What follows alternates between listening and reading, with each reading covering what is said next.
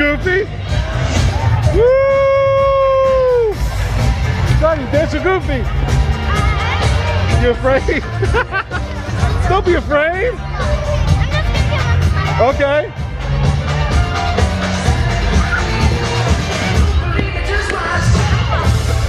It's your jam.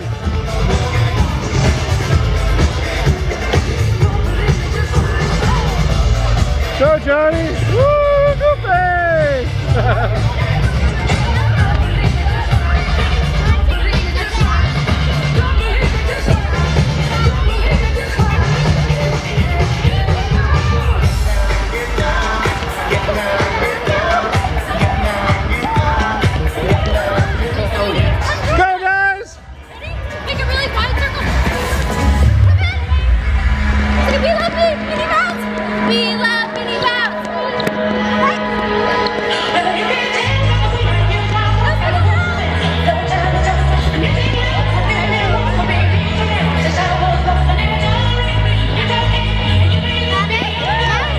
Come here. Good job, bud.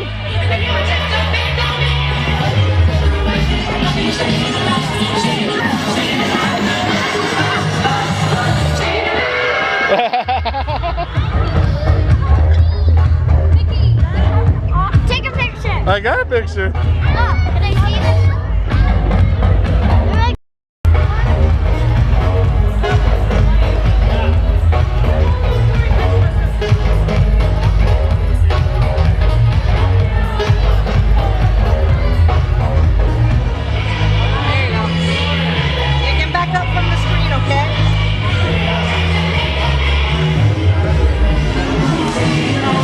That's cool, John.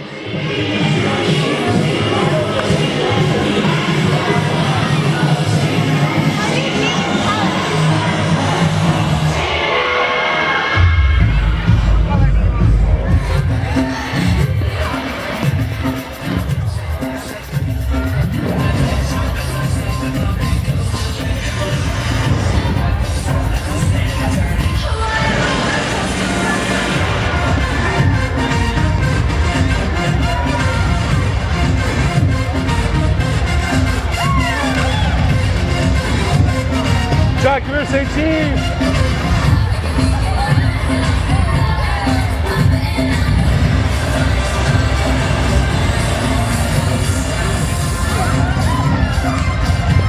John, say cheese.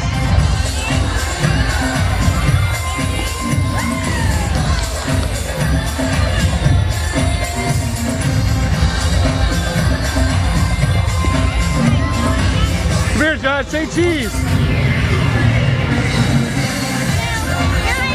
Go stand there, say cheese. Say cheese.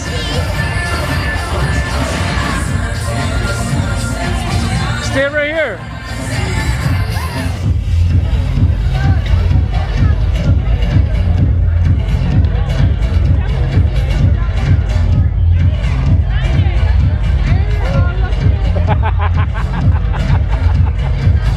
Nice.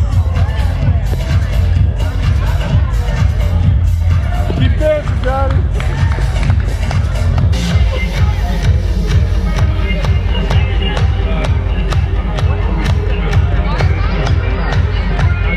This place is cool, right?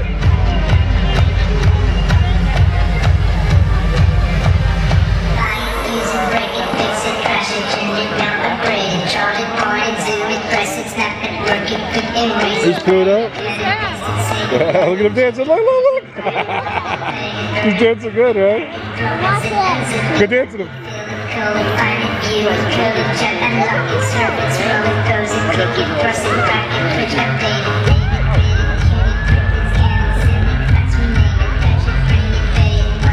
Go, Johnny. Go, Johnny.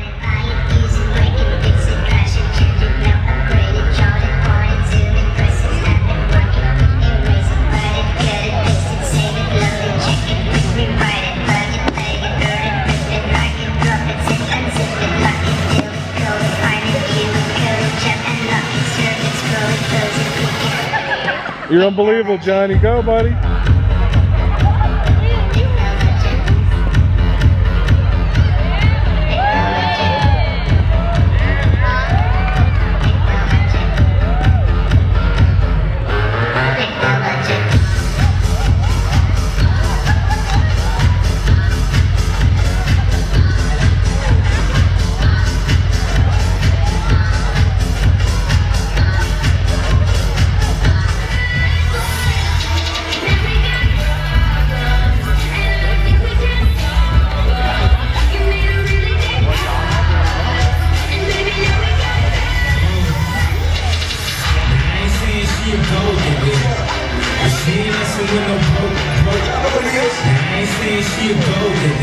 No, not at all. I guess have to realize. Yeah.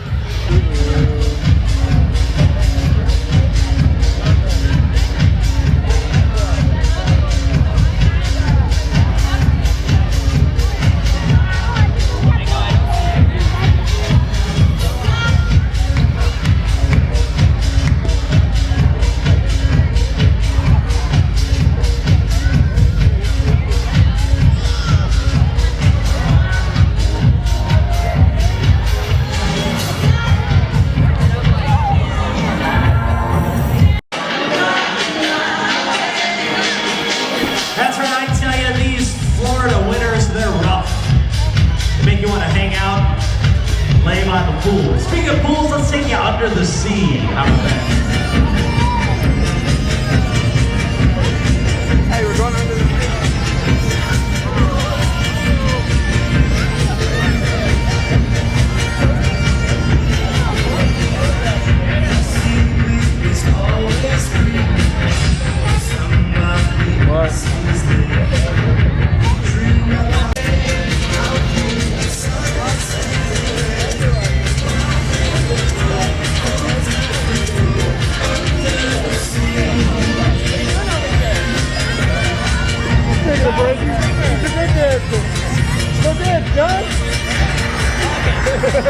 That took no convincing.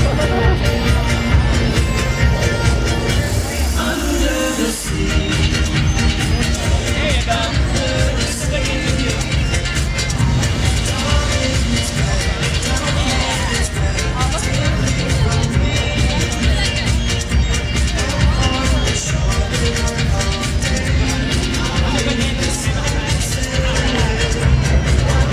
Good dancing, guys.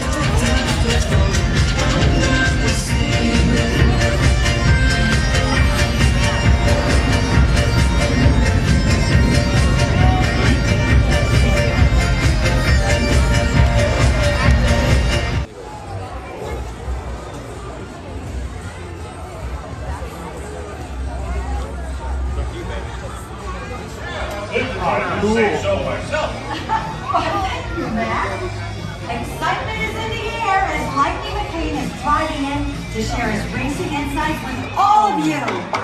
Well, actually, Sally, I drove him in.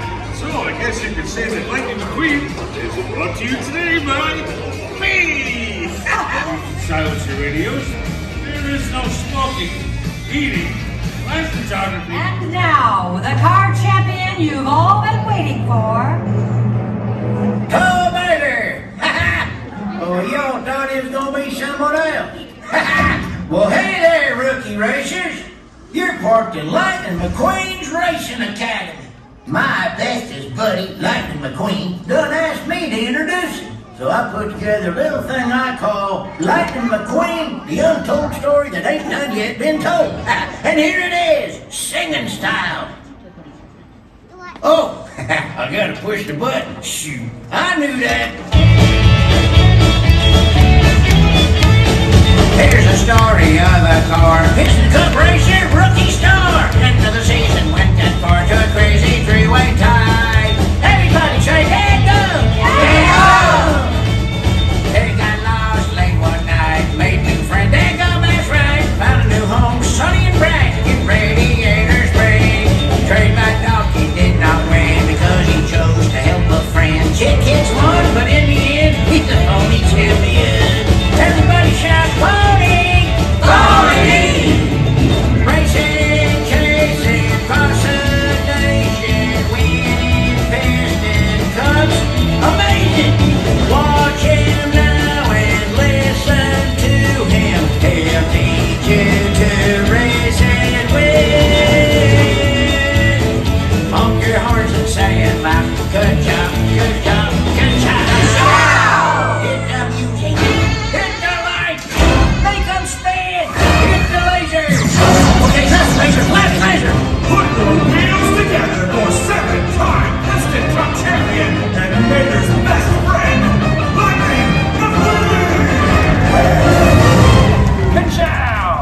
Whoa, Mater, that was some introduction. Well, nothing's too good for my best buddy. I pulled out all the off with lights, lasers, and smoke. There was no smoke. No smoke! Thanks, Mater. Hello, everyone. Wow, what a great group of rookie racers.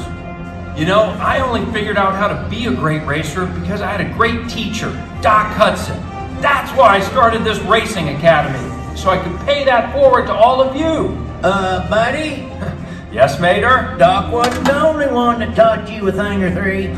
That's right. He taught me how to drive backwards, how to tip tractors, how to be a great friend. Yeah, and then you went on to win a heap of piston cups. Whee! Now, winning is great and all, but Doc taught me at the end of the day, without your friends, it's just an empty cup. Doc's passion for racing was inspiring. If he couldn't outrace them, he would outthink them. Ladies and gentle cars, the fabulous Hudson Hornet. Wow. Now, to kick off today's lesson, I'm going to take a few laps on a simulator. I know what you're thinking. Simulators and I don't get along very well. Did you have to show that, Mater? Well, it makes you more dramatical. Yeah, but that's not going to happen this time, thanks to the tech-savvy rookie sensation and my friend, Cruz Ramirez. Hello, everybody! After today, you'll be ready to meet it, greet it, and defeat it! Exactly! Mater, boot up the simulator. You got it. What? Oh, gotta push the button. Wrong button. Right. Initiating simulator. Yeah, now that's what I'm talking about. Here we go, rookies.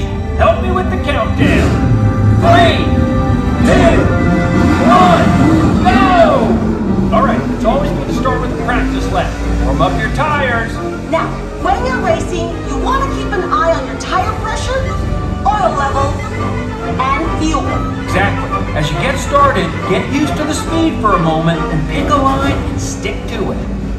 Uh-oh, congestion ahead. What should we do, Cruz? Imagine a stampede and hit a window. Just like Smokey taught us. Just love driving a camping.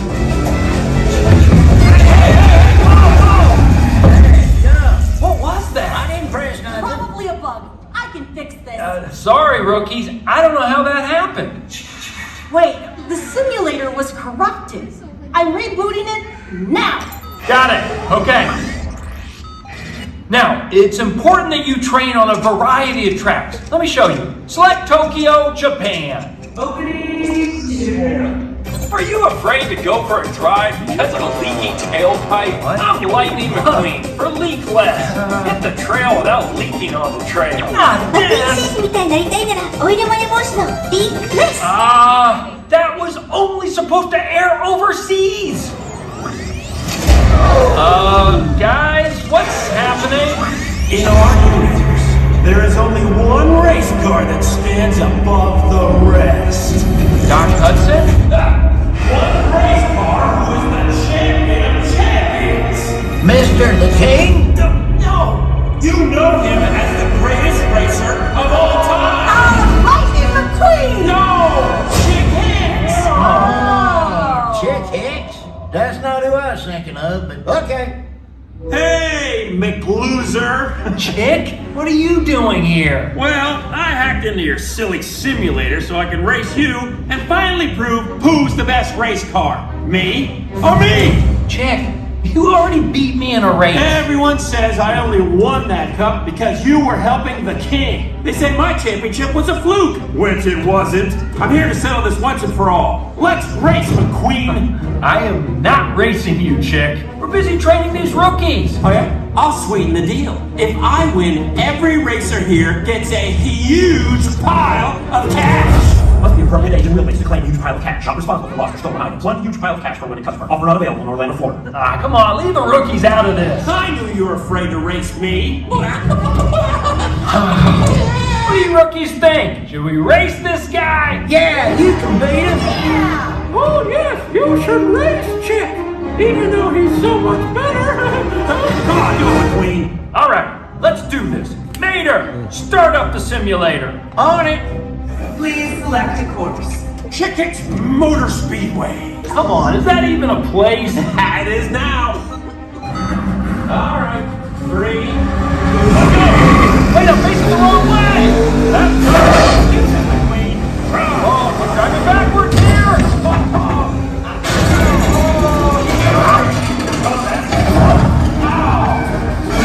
You got this, buddy. Remember, you don't need to know where you're going. Right. I just need to know where I've been.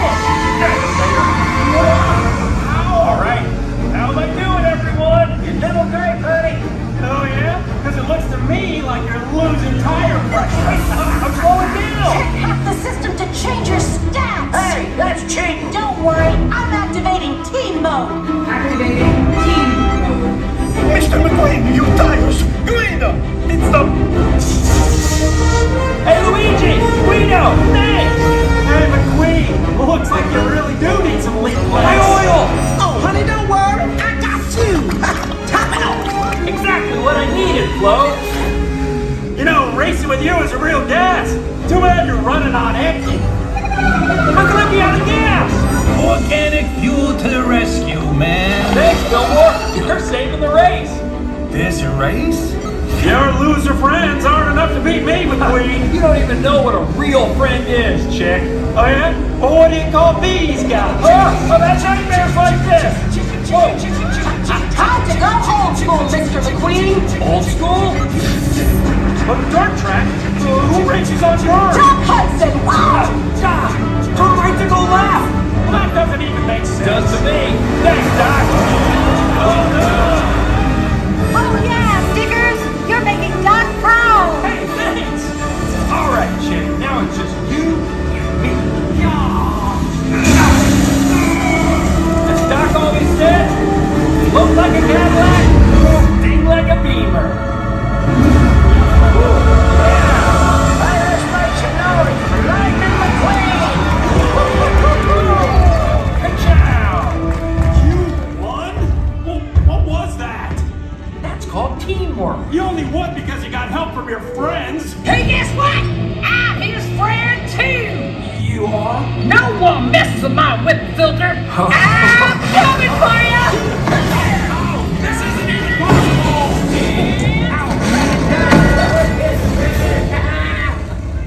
Well, rookies, that was not how I thought this lesson was going to go.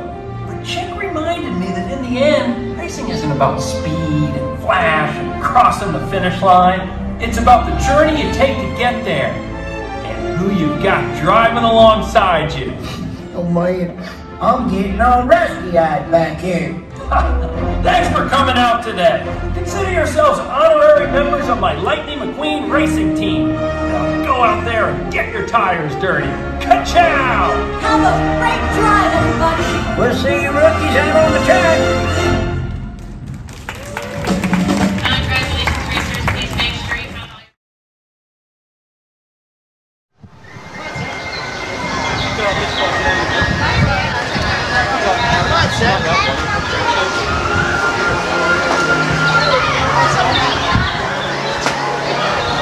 Hey, bullseye!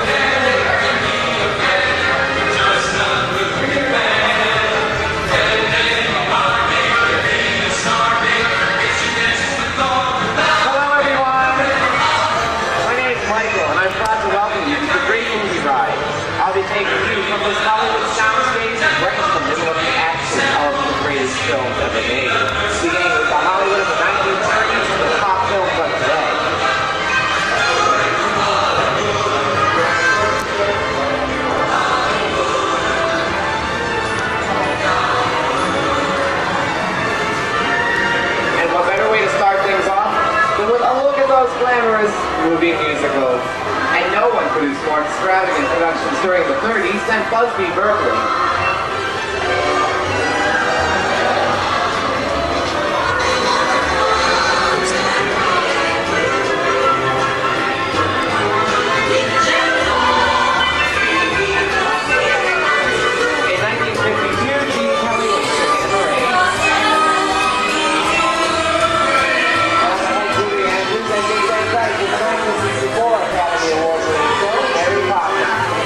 Listen in.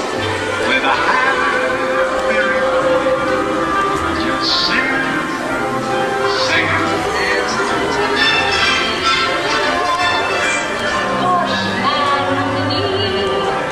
Well, is there a more idea?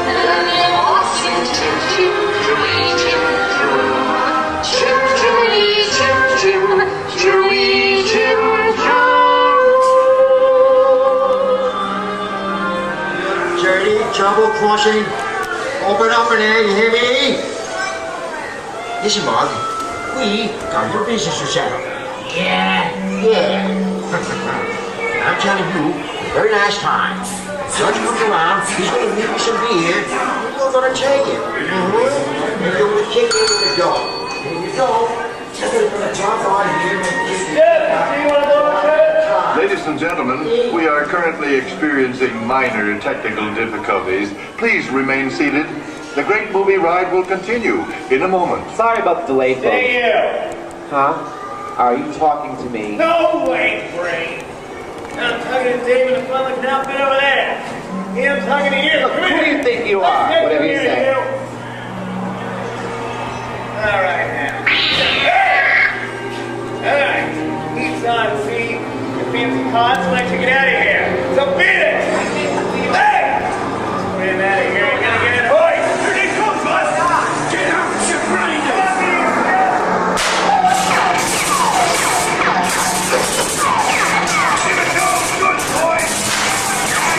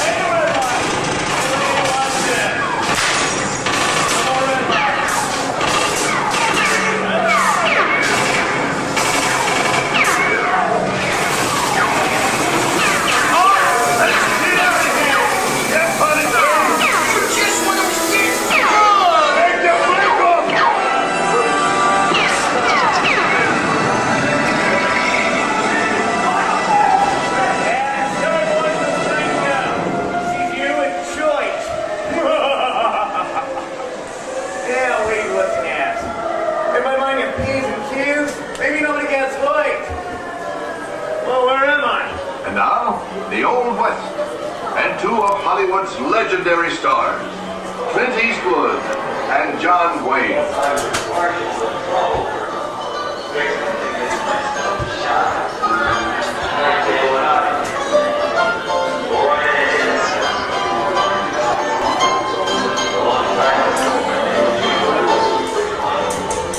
Sleepy little town. Ain't it? That's some mighty tough territory you're heading into, Pilgrim. I'd think about turning back if I was you. That is, if you want my opinion. But I reckon you ought to do what you think. Now we're clear. This looks like the perfect time for me to collect up all your valuables. Voice for sound. There he is. It's the bank robber. Don't let him get away. Off your guard. You're under arrest. Get out of here.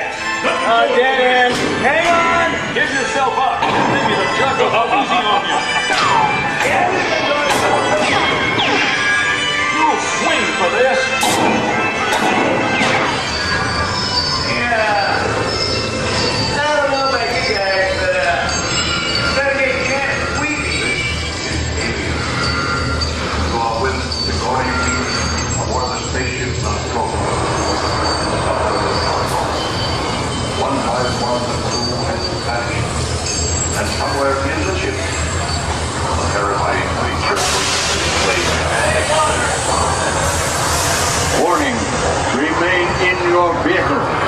area you are entering is extremely dangerous.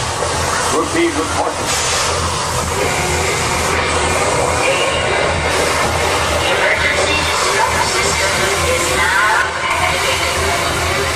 Ship will detonate in T-minus 10 minutes. The option to override overhead destination expires T-minus 5 minutes. Wow! That's the best thing I've ever seen. You got it back there? You better watch it.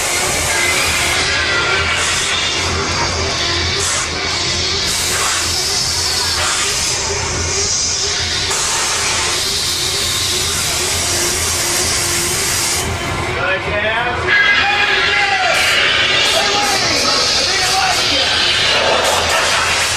Well, you got your good day, and you got your bad day. And this is only a bad day. Here in Raiders of the Lost Ark, amid 1,000 deadly snakes, Indiana Jones honors the great places. Will Harrison Ford and Kate Blanchett separate? And what will be your fate?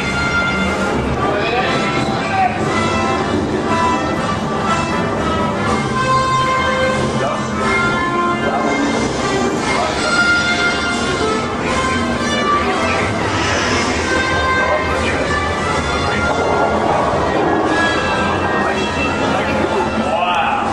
Get a load of that chunk of ice. Oh, to Papa. Nice to meet you, friends. Don't know what to do. I didn't think they would notice if you had some little bodies around here.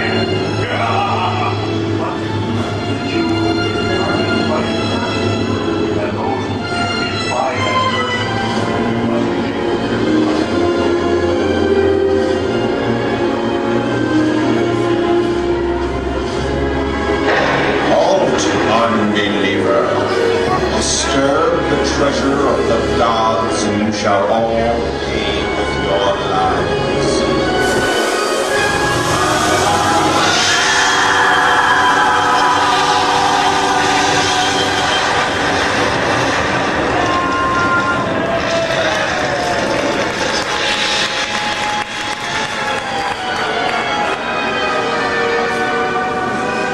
Hey, everybody, remember me?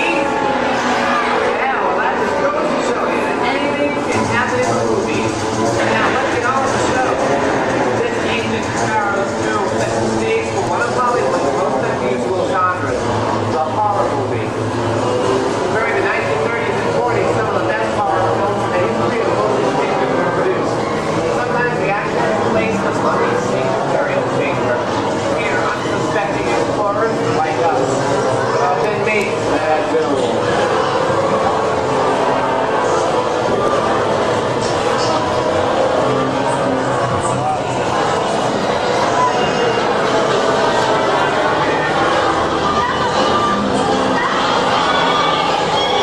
This is the Summer Home of Tarzan, portrayed here by Johnny Weissmuller. Over there we have Maureen O'Sullivan and Faye Anna as herself.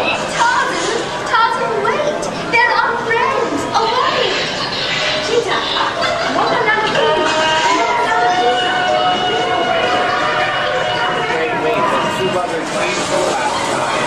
Humphrey Bogart and Ingrid Bergman.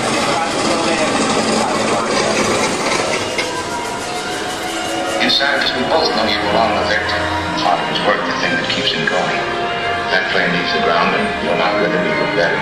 Maybe not today, maybe not tomorrow, but soon, for the rest of your life. You always have an attitude.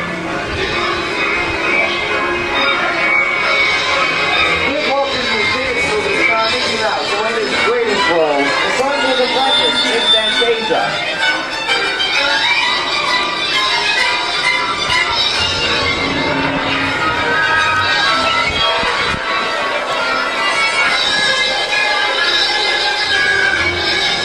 The Wizard of Oz.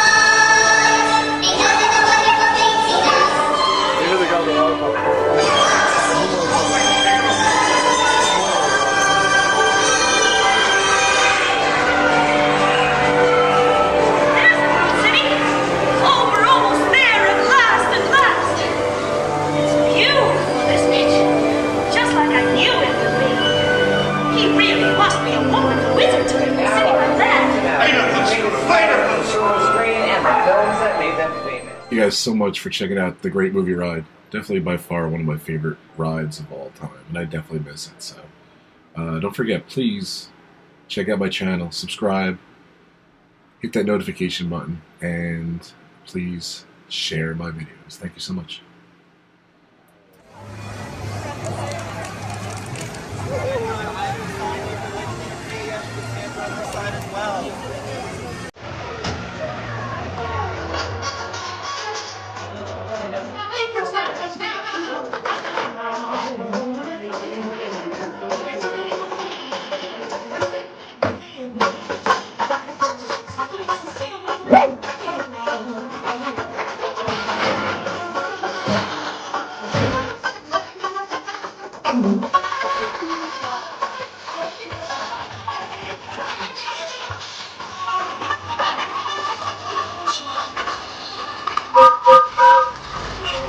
Hi, Sylvie!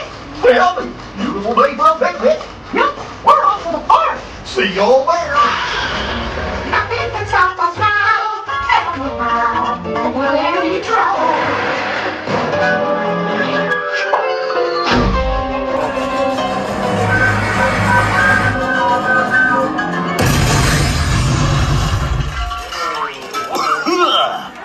Oh, hiya, folks. Want to take a ride on the train? Excuse me, you there. Who, me?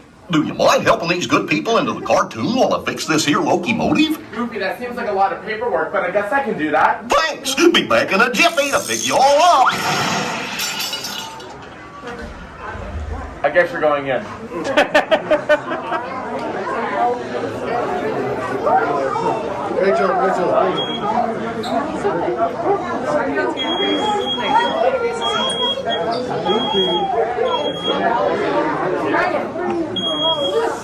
Oh, there we go.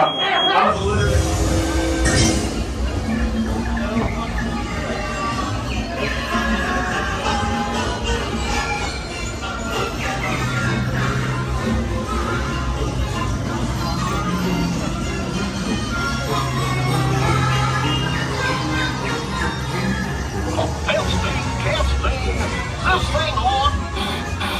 Can you all hear me way back in the back?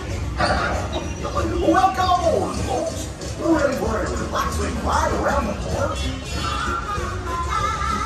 Hiya, folks. Hello there. How you doing? Hey, Mick and Minnie. Sure to take good care of our friends. The park's fairly late. What could possibly go wrong? Oh, no! What must have hit that track switch? Wait! This is all my fault! Let's get that moving! You see me!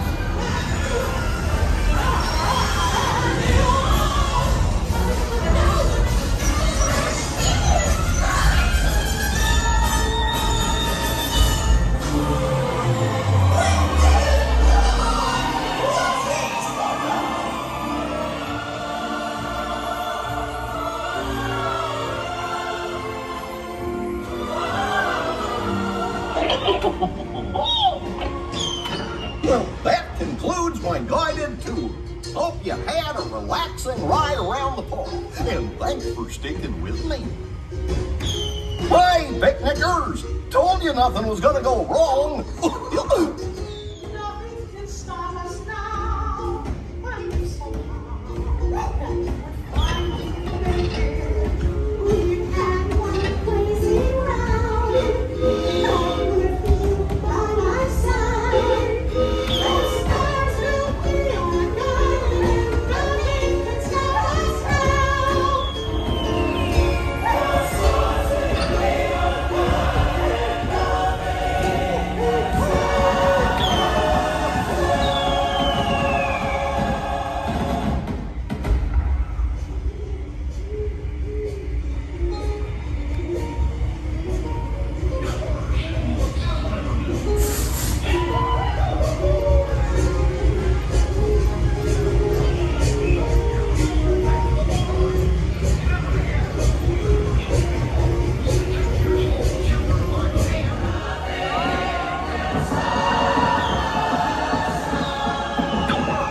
What's this lever do?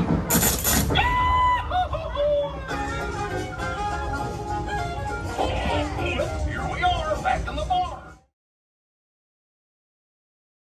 And spin the wheel of misfortune. You know, when John's ready, we're going to create a storm sequence using some heavy-duty mechanical effects. Let's check on. Who's crying over here? How you doing? Good? Well, I think you'll enjoy this a lot more if you go to pull that hood up. Yeah, give a nice tug on those strings. Touch me on this one.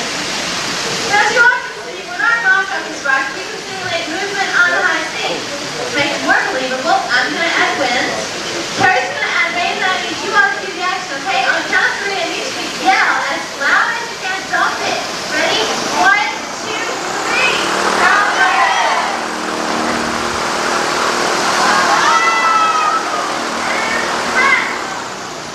That was great! Remember things we just did and edited and we put it on the list and put those shots or things like this. You're just going to say when you made effects.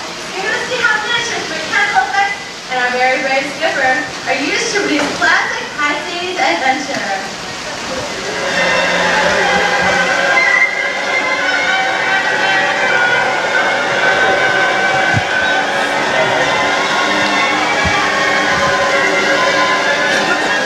Now, considering we just dumped over 400 gallons of water over that Twilight house and John's head, I'd say if you weathered the storm real well. Let's give them a great big hand. Now, I'd like you to take a look up once again at your overhead monitors. You're going to see how creating a full scale nature battle at sea could really sink a film's budget. That's why we use miniatures like the ones you see here in our water tank. How do you suppose we film a miniature cutting through the ocean? Keep your eyes on the monitors, I'll show you how it's done. If we did the water surface flat, then our miniature would sink. So we had waves. But if the waves are too big, then our boat would sink toward the bathtub, just rocking up and down. Let's get around these problems. We use large spheres like these orange ones that create very small, fast-moving waves. Then we slow everything down using just the proper speed. Creating smoke, sound effects, and music, our scene is almost ready. Now I say almost because we still need 2 more things. We need explosions provided by water cannons, and we need an actor provided by an unsuspecting volunteer. Chemistry? Rob, not today. No, today you're going to be Captain Duck. Commander of the SS Totally Sinkable and starring in an action-packed adventure, all hands on deck. But put up those binoculars, Captain, because you are now on patrol in the deepest, darkest regions of our special effects water tank. And off in the distance, Captain, we spot a battleship. They're this way, Captain. And you fire a torpedo right through its midsection. Fire 1! What a great shot! Unfortunately, that was one of ours, Meg. Captain, can you please release us to the Captain?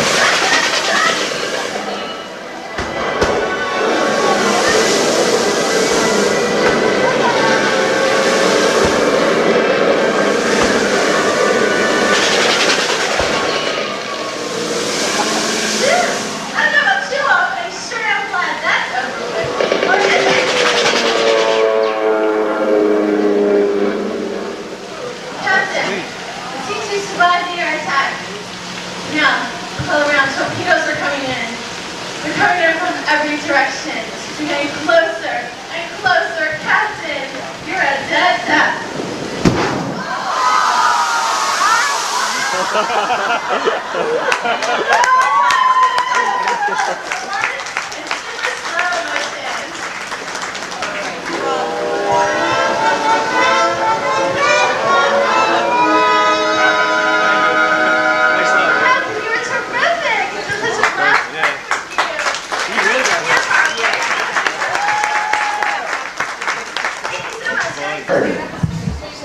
This gold robot you see right here, this is Johnny 5 from the movie Short Circuit 2. Up above me here, this red robot, this is the Maximilian, the sinister robot from the movie The Black Hole. Also right here, this big man, this is Annie from Honey, I Shrunk the Kids. Also right here in front of me, we have some props from the movie Dick Tracy. Hello everyone, my name is Mike. This is it, the Special Effects Workshop. This is where the wizards of art and technology create illusions that come to life on screen. It all starts with the storyboard. The miniature sculptures are made and used as guides to create full-scale mechanical props. Some of these creatures are worked like puppets, with off-camera operators using cables to move them. In other cases, miniatures are brought to life through a process called stop-motion animation. This is where they're photographed, one frame at a time, with an animator stepping in and moving the creature slightly, very slightly between each shot. When the film's played back at full speed, the movement appears very fluid and lifelike, like the scorpion scene from Honey, I Shrunk the Kids. Miniaturizations also play a big part in special effects. This drawbridge and ferry boat are two examples from the movie Dick Tracy, a film that has taken the art of visual effects to a new level. Take a look at your red monitors and you'll see what I mean. In this particular scene, 4 elements were used: miniaturization, live action, animation, and something we call map painting.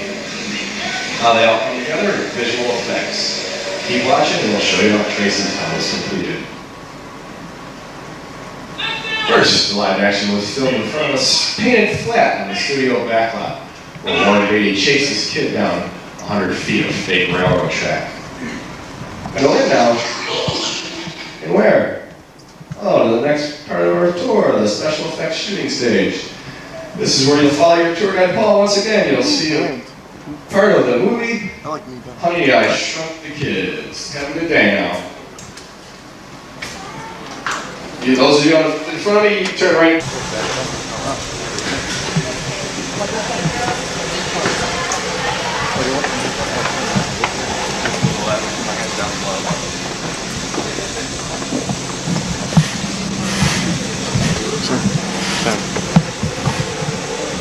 Hi folks, as you enter, please use both levels and step all the way up till you're shoulder to shoulder with the person in front of you. Those of you just entering will find more room on Miss Sophie climbed outside the window onto the ledge. That wasn't Bet, that was her stunt double, Carol Nielsen, in a matching costume and wig. However, back here on the soundstage, we recreated the entire apartment and ledge for Bet. The one underneath the ledge is a pigeon trainer. Oh no, watch out, Bet. You're about to plunge a death-defying fall of 2 feet to a foam mattress below. Meanwhile, outside, Carol hangs on for dear life. Don't worry, though. She's wearing a safety harness underneath her costume. Gage! Drop the ticket! On the soundstage, we've hung Bet in front of a blue screen so we can superimpose her over any background we want. Of course, in this case, it was New York City, but we could send Bet to Paris faster than the Concorde. The banner fall was a series of shots involving both Bet and Carol. Action! Before this next complicated scene, shot director Gary Marshall made sure all of the actors knew the plan. Then it was time for one of the wildest rides ever down the sidewalks of New York City. As you can see, the shopping cart was controlled on a track, but certain elements still required that human touch. Action! 1, 2, explode! Perfect! The subway stair sequence was begun out on the New York City street backlot, and then finished up inside on the soundstage.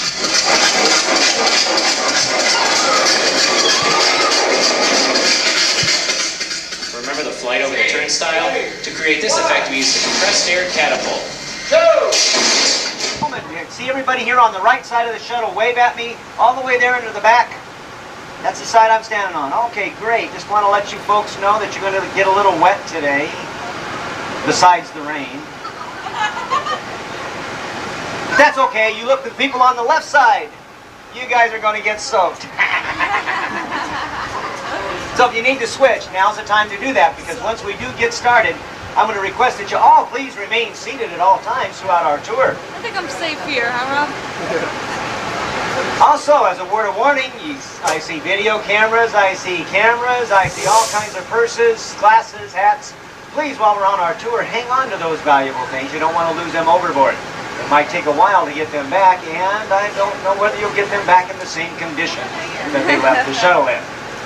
Also, please, as a courtesy to everyone around you, no smoking, eating, or drinking while we're on our tour as well. Recording studios, everything that you could possibly need to make commercials, television shows, and feature films. Speaking of film, while we're on our tour today, there are no restrictions whatsoever. So get those cameras and get those camcorders ready to go, because your very first photo opportunity is coming up on our right. And I do mean high up on our right. The award-winning Earful Tower, the symbol of the Disney MGM Studios. Our tower stands 13 stories tall and is capped off, as you see, by a set of Mickey Mouse ears that weigh 16 tons.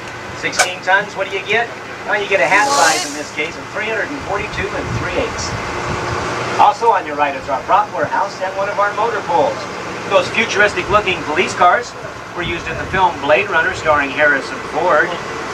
The red Coyote sports car, if you recall, came from a TV show called Hardcastle and McCormick starring Brian Keith. That's a Chevrolet with green wheels out there. That was used in the movie Untouchables starring Sean Connery and Kevin Costner. And the whole row of vintage automobiles, colorfully painted, bullet holes and all, was used in the movie Dick Tracy. You can see our prop department is busy refurbishing things back there. But on your left side are bungalows. Bungalows is where we house production crews that are currently filming here at the studios. For instance, bungalow number 1, we currently have filming the Mickey Mouse Club. Bungalow number 3 is a company called Ivan Tours, who's making a new movie about a very old movie star. And that movie star is Clipper. Look for that coming out soon. Right now, Jeremiah's taking us into our greens department. Here we store the plants, trees, shrubs that we use on a sound set. Why we do that? Well, we use them to hide the cables laying on the ground, for instance, or maybe a wall that's only partially built. Of course, because of the heat of the lamps, are all carefully fireproof before they are taken into a sound stage. Coming up on our right, should a director need a 30-foot flower stem, we just happen to have a leftover from the movie Honey, I Shrunk the Kids. And those designer plants, those are called topiaries. Their sculpture takes up to 10 years to develop them that way. And of course, you see those all throughout the Walt Disney World. Right now, Jeremiah is going to take us into one of our more glamorous departments. That's called creating costumes. As we enter the tunnel, you'll see that our many talented artists, tailors and seamstresses are busy at work. Look up to your left on the wall, you'll see the many designer sketches. That's how costume begins. As we go through the tunnel, you'll see many examples as well. Julia Roberts from the movie Pretty Woman, Warren Beatty and Madonna from the movie Dick Tracy, Julie Andrews and Mary Poppins. Later on will be Bill Campbell from the Rocketeer, and the human postman from Luke Perry from Roger Rabbit. Now, our 180 artists here will use up to 175,000 yards of material every year. And right now in Florida, we host the world's largest working wardrobe, consisting of 2.5 million garments. Well, I hate to do with Washington. Right now, we're passing by our lighting department. Here our technicians maintain about 3.5 million watts of lighting power.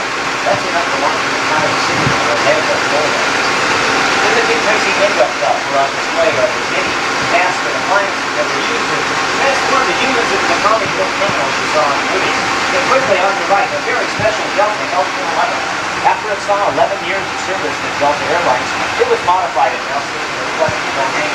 After it was on an anchor on a soundstage, providing a very realistic set of traditional videotape and feature films. Recently it was used by Warner Brothers. Production of the movie titled Passenger 57 and looked at that. Now on your left, we're passing by our seating department. You know, props sometimes come from garage sale and Eastwood, but if we can't find it, our talented carpenters will make it right here. Looks like they're busy taking a set for Sorcery, starring McQueen, which is coming here to the Disney MGM Studios in June. Right now we're exiting the tunnel. You look off to your left, you'll see an area of our Backlot that was transformed into the Sterling Laboratories of Las Vegas, Nevada for the final scene in a movie called Honey, I Blew Up the Kids. It's a sequel to Honey, I Shrunk the Kids. Look for that coming out this summer. Here in a Backlot, we can control many things, but when a production company goes out on location, they have to deal with a lot of things. Things like crowds, noise, and traffic, so that's why they like to come here to do their filming. Right now we're entering a section of our Backlot we call Residential Street. Now, before you pack your bags and move here like everybody says, I want to live at Walt Disney World, take a close look at this first house. Not much privacy in that house. In fact, there's a sign in front, I think, says it all. See, there's no insides or backs. These are facades. It's something for the camera to see, something for a director to use. And we can make it so magical. For instance, one time we brought in 50 tons of shaved ice, some lights, some trees. We had Christmas a year ago July, right there at that Pennsylvania Dutch-style home. All of our homes have been used for feature films at one time or another. Look at the 1963 Cadillac parked on your left.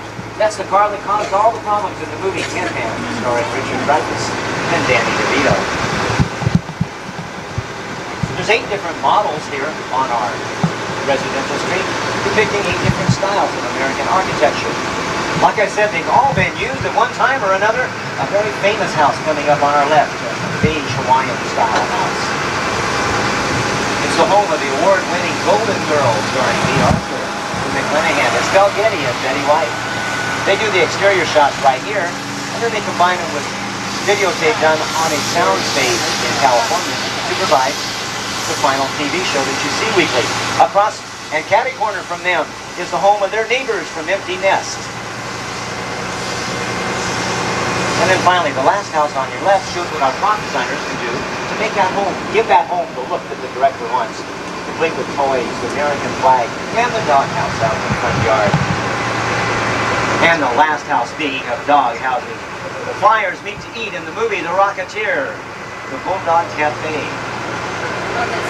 Complete with a GB airplane. Wish that airplane could fly, but it's not. It was never designed to fly. It is really a full-size prop that was used in the movie. It was called special effects. It's a blue screen technique. At the conclusion of our tour, I'll show you exactly how you can become a special effects expert yourself. But right now, it looks like we're waiting here to some traffic to clear. Let me tell you a little bit about this area before we go deeper into our Backlot.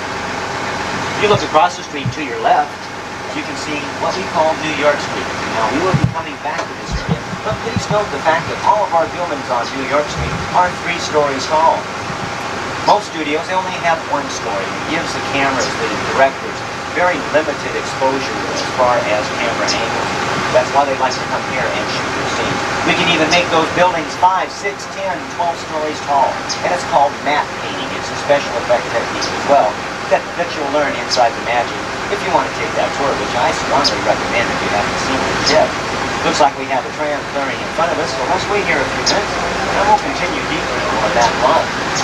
Also, at this end of New York Street, you see that archway over there. That's called Washington Square. That's where the Teenage Mutant Ninja Turtles, the heroes in a half shell, make their appearances throughout the day. For all you kids, it's a chance to get a photograph with your favorite hero in a half shell, maybe an autograph as well. So check your Showtime guide. They appear through the balance of the afternoon, right up till 5:30.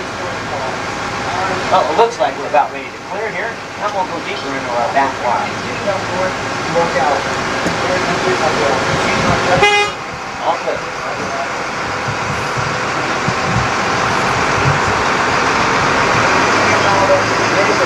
There's many photograph opportunities as we're on our tour today. For those of you in the rear of the tram, there's one coming up on your right. Look forward towards the front of the tram, and that's me, your tour guide. How you doing back there? Look at all those smiling bright. I guess everybody, oh, there we go. Now they're waving at me there in the back car. Glad to see you're having fun and keeping up. Right now we're going to enter a section of the Backlot we call the Boneyard. Boneyard is where we store planes, trains, spaceships, boats, you name it, we got it. The Dumbo Circus Wagon from the Disney Channel. A very sleek looking boat that was used in the TV series called The 100 Lives of Blackjack Savage. It's been clocked at speeds of 70 miles an hour and is built, as you can see, after the spy plane, the SR-71, the spy plane. The cockpit section from Blue Thunder, starring Roy Scheider. Many Army vehicles can be drafted into service at any time. Another automobile from the Dick Tracy movie. And an airplane tail section. That's the tail section from the forward section that's on display in the great movie ride in the Casablanca scene, the airport scene, starring Humphrey Bogart. As we cross the canal here, look closely, that is really rain. That is not a special effect. We'll see a little bit of that here in a second, so hang on. The 3 blue vintage automobiles were used in the movie Who Framed Roger Rabbit. I think the kids can figure out which one Roger Rabbit drove out into. And the trolley car from the same movie. Look closely at the wheels, however. They're made of fiberglass, probably hiding the fact that there's bus tires back there. It's cheaper to modify a bus to look like a trolley car and then paint the tracks on the ground than it was to actually have a trolley car and to put tracks on the ground. The space pods from the 1986 movie Flight of the Navigator.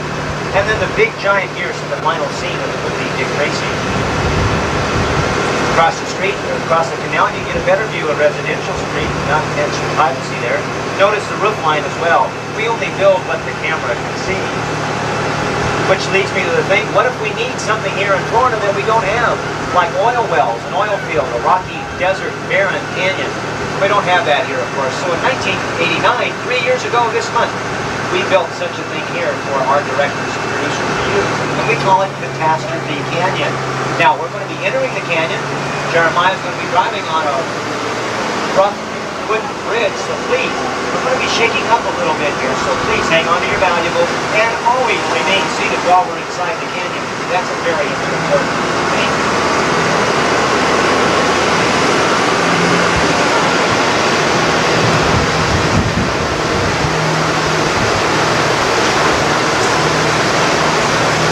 As we enter the canyon, please note how realistic everything looks. Built to the minutest detail.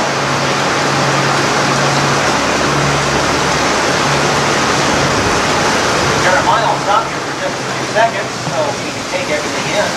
Look off to your left, you see the explosive shaft, very realistic looking. The oil tank there with crude oil dripping down the side. Very big oil well. And then finally that freight liner truck. It even runs.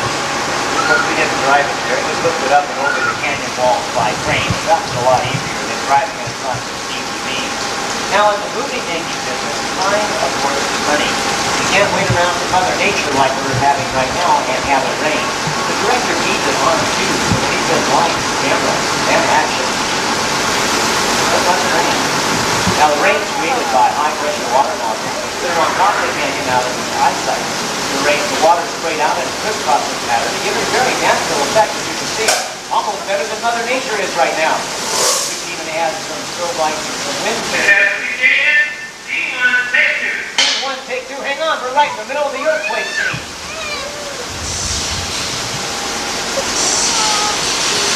Oh, look at that, we got lucky with that one. No earthquake for us. What is this?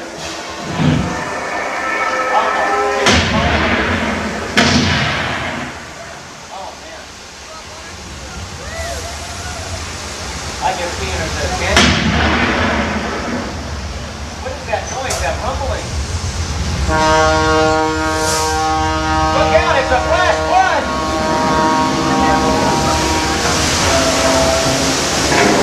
And the truck is breaking away!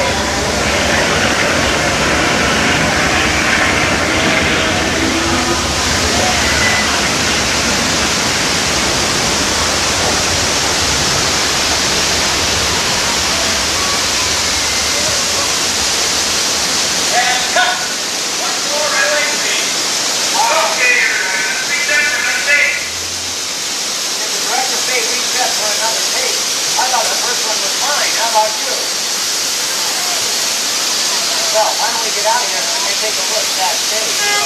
All clear. Let's take a look and see how the captain can stage.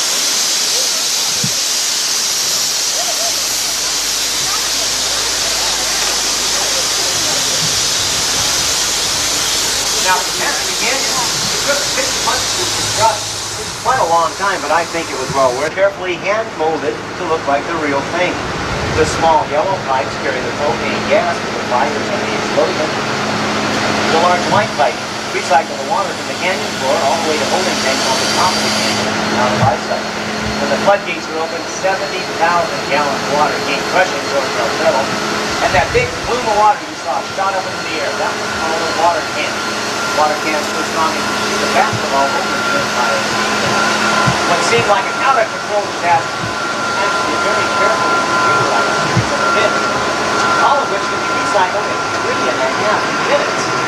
Just in time for our next shuttle load of victims. Visitors. There happens to be another shuttle load on their way right now, so let's not give away the secret. Let's just smile, wave as they go by, and, oh, by the way, look dry, okay?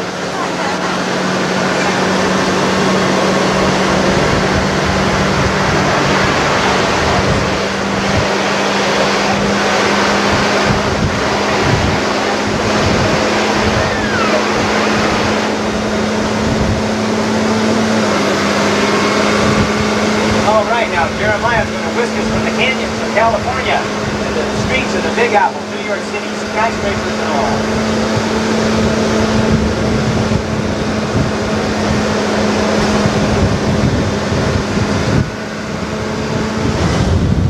As you turn the corner, you'll get several good views of several things I would be talking about. For instance, on your left, if you look at that small town church, notice as you drive in front of it, it suddenly transforms into a large city cathedral. On your right, you get a better view of how strong our buildings here are constructed. Those steel girders and sides are capable of withstanding 90-mile-an-hour hurricane wind forces. What looks like old bricks there on the building are actually made of plywood, fiberglass, and carefully painted. Even the stains are carefully painted around there to give it a realistic look. But another great photo opportunity. Point your cameras through the archway of Washington Square and you'll get a great view of downtown New York City, skyscrapers and all. See, that's an old Hollywood trick called forced perspective. The real Empire State Building stands 100 stories tall. Ours is a painted flat about 2 blocks away that only stands 4 stories tall. And the last thing, crashing through the wall, the actual dipmobile driven by Dr. Doom in Who Framed Roger Rabbit. And with that, folks, unfortunately that concludes our tour today. I know you're teary-eyed about it all, but please try to stay dry today. Please stay seated till our tram comes to a complete halt and the doors have opened up completely. And when you do exit beyond.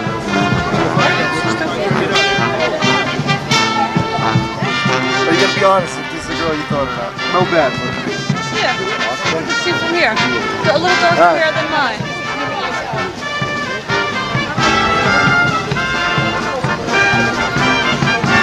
50 miles on the phone. Ladies and gentlemen, please join me in welcoming our Disney MGM Studios Star Motorcade as it turns off Hollywood Boulevard. Please welcome the citizens of Hollywood. The Hollywood Brass.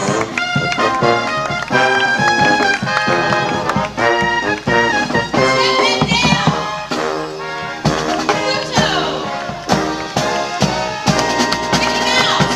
Sorcery.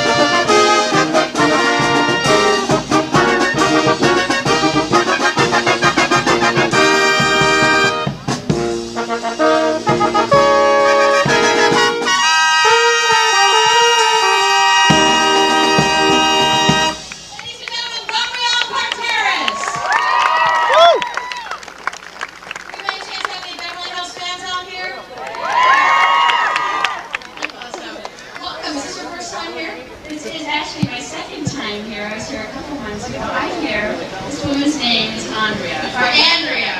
So I felt it was my namesake was standing up here with me. I know that your grandmother called you Andrea, but you changed it when you was Beverly, right? Actually, when I auditioned for the role, her name was Andrea, and I decided that it was best to call her Andrea because it just fit her better. So maybe that's why they cast me because I was so obstinate. How has the success changed you or changed your life? Actually, I hope it hasn't changed me. It's been really very lucky, very fortunate. I'm the same person I was 2 years ago. It's been great in my life. It made it so I can come here to Disney World and meet all you guys. And yeah, look at Chip and Dale, and then we have Pluto and Mickey. I'm very lucky, so it's been great. Really great. Fun to have you here. We can look forward to another season of Beverly Hills this summer. Two more seasons, maybe 3, but definitely 2 more seasons. Okay, we're looking forward to that. Right now we've got some important business at hand. Will you please join me over here as we recreate a Hollywood tradition of over 60 years that began with Norma Talmadge accompanied by Eric Gifford and Douglas Fairbanks, accidentally stepped the cement during a tour of the construction site of the original Chinese theater. She's writing her signature. I'll hold you down, you got people in there.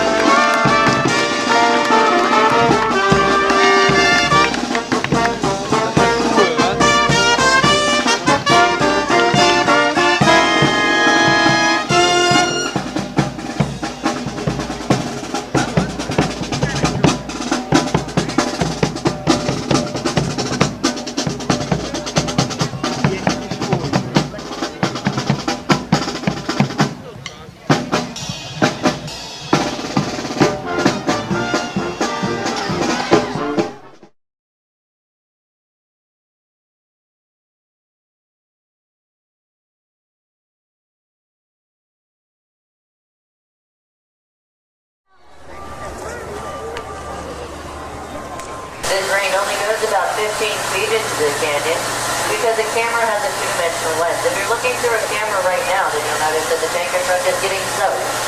Take away from the camera, look out at that tanker truck, and you'll see it isn't getting wet at all. Steve, excuse me, director, we have a tour shuttle in here. Steve, please don't take the cars back there, director. You're not doing it right. Hold on, folks. Looks like we're going to be in this cave. Get out here.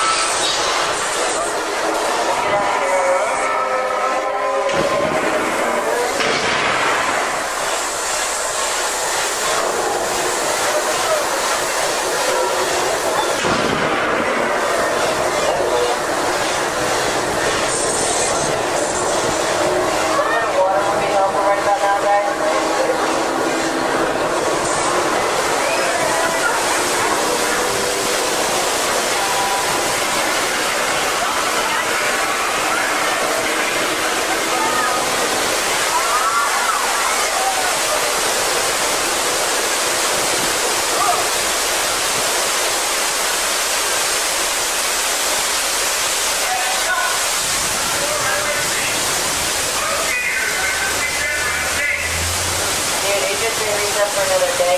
No, I don't think so. I think one day that catastrophe canyon was more than enough. What do you think, folks? Alright, as you can hold for my bad acting to get truck reset, this show was put on specifically for you, and we're all clear when you are to go behind the scenes and see how these canyon catastrophes were created. Take one last look at the canyon, folks. By the way, you guys were great actors back there. Some of those screams sounded real.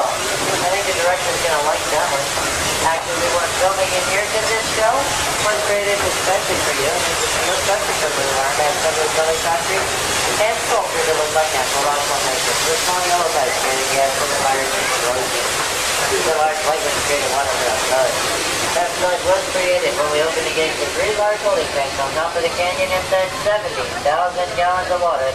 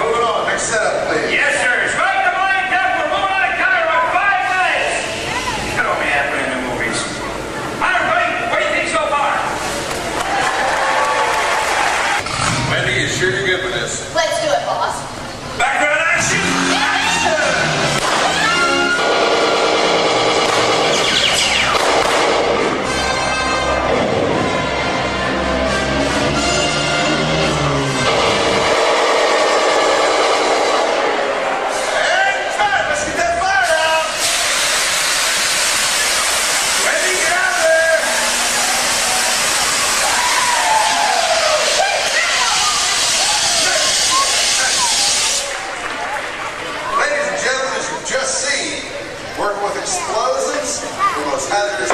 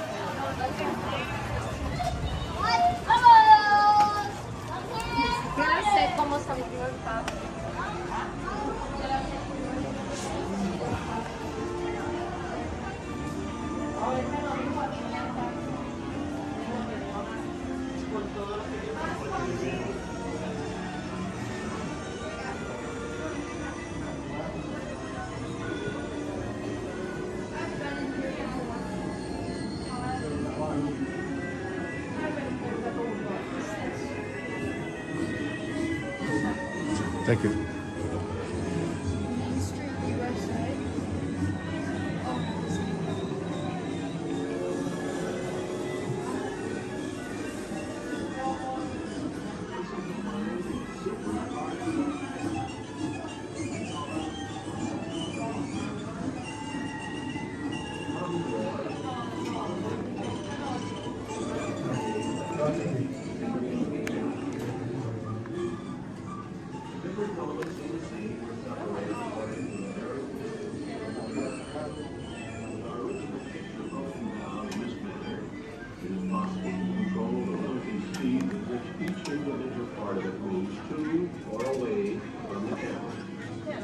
Here now is our same moonlight scene, the way the multi-plane camera sees it.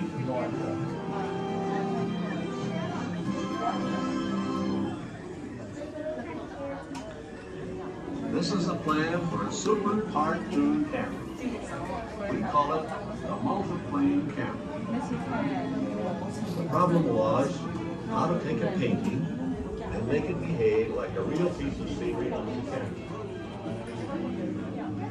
Different elements in the scene were separated according to their varying distances from the viewer. With our original picture broken down in this manner, it is possible to control the relative speed with which each individual part of the moves far away from the camera. And here now is our same moonlight scene, the way the multi-plane camera sees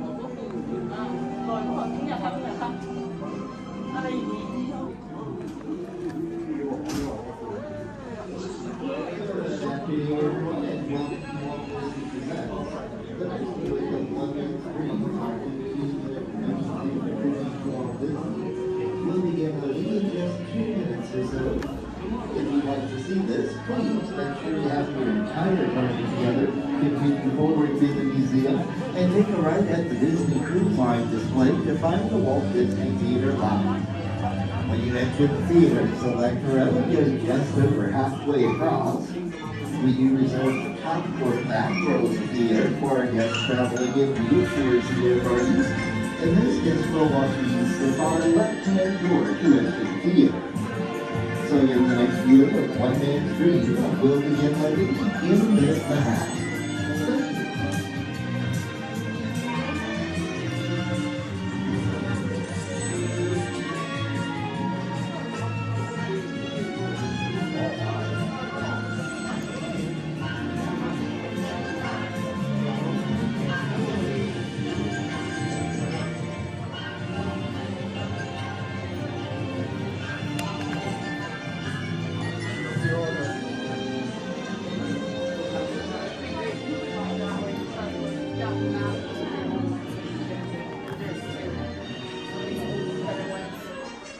Everybody has a little tendency.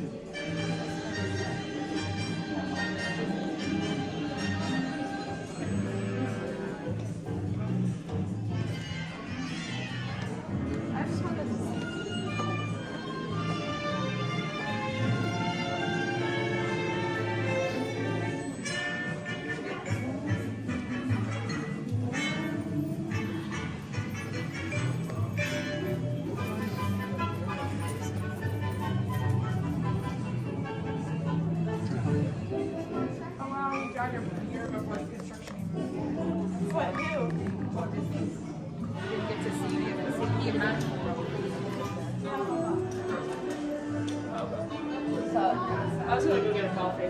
The movie is about to start, like in like 10 seconds, but it's 15 minutes. And then we're like a little tight. Scraping is like at 4:30. So I'm gonna get coffee. Wait, this week we're done. Promise.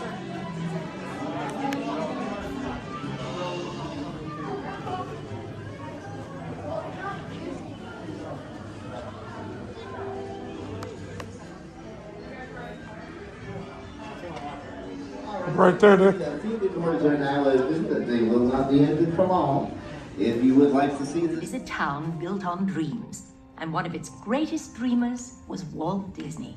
Walt believed that any height could be scaled if you knew the secret of making dreams come true. Well, he certainly knew that secret. He touched the hearts of millions of people around the world.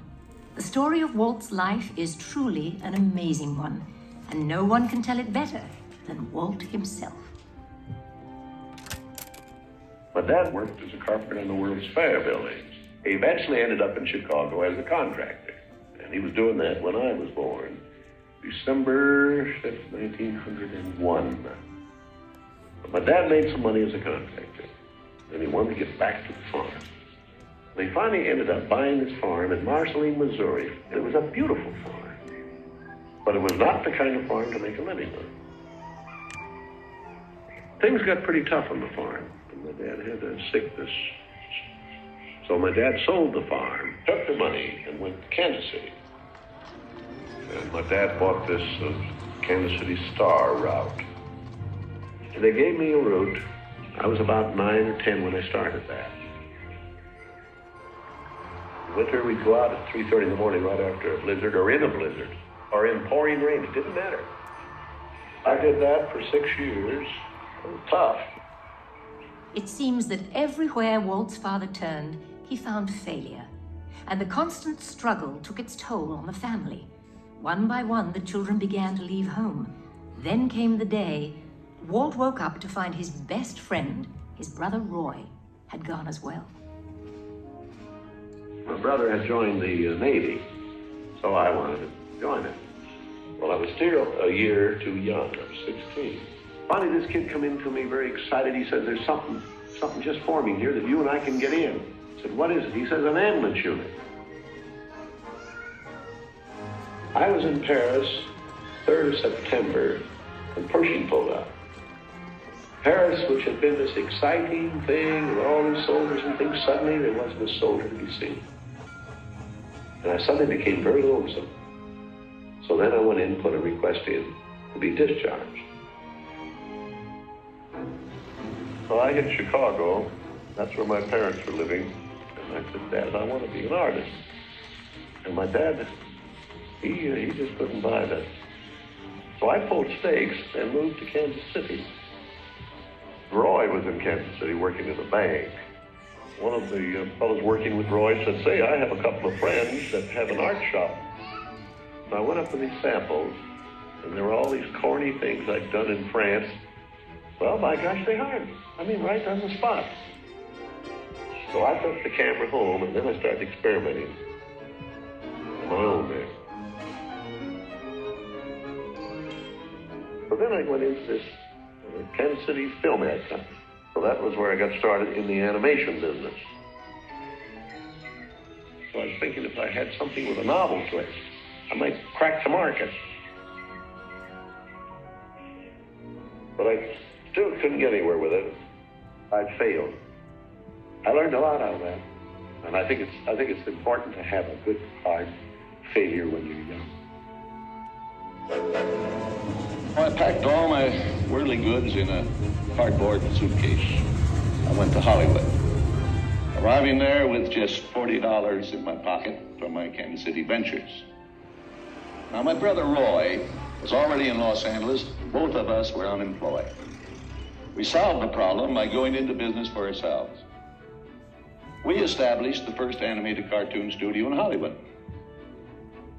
Walt's dream was finally coming true. He had his first commercial success, Oswald the Lucky Rabbit. And Walt himself was lucky enough to marry the girl of his dreams, Lillian, a pretty ink and paint girl who worked at his studio. Then he was dealt a tough blow. On a trip to New York City, he learned that through a contract loophole, he had lost ownership of Oswald. And to make matters worse, the distributor had signed away all of Walt's artists. Devastated, he headed back home to California. But something happened along the way that would change his world forever. Mickey Mouse came into our life. He popped out of my mind onto a drawing pad on a train ride from Manhattan to Hollywood at a time when the business fortunes of my brother Roy and myself were at lowest ebb and disaster seemed right around the corner. His first actual screen appearance was at the Old Colony Theater in New York in Steamboat Willie. He was the first cartoon character to stress personality, and I thought of him from the first as a distinct individual. I did the voice. Hang on, pal. Here we go.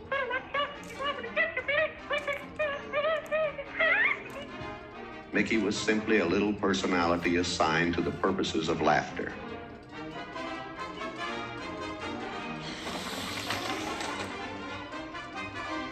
Mickey fitted the need exactly.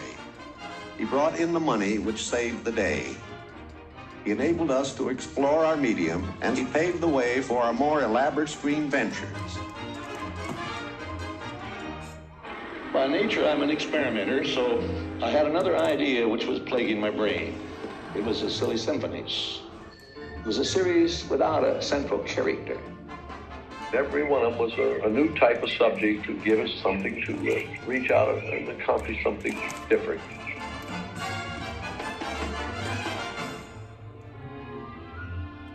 Then we started distributing both Mickey Mouse and the Silly Symphonies.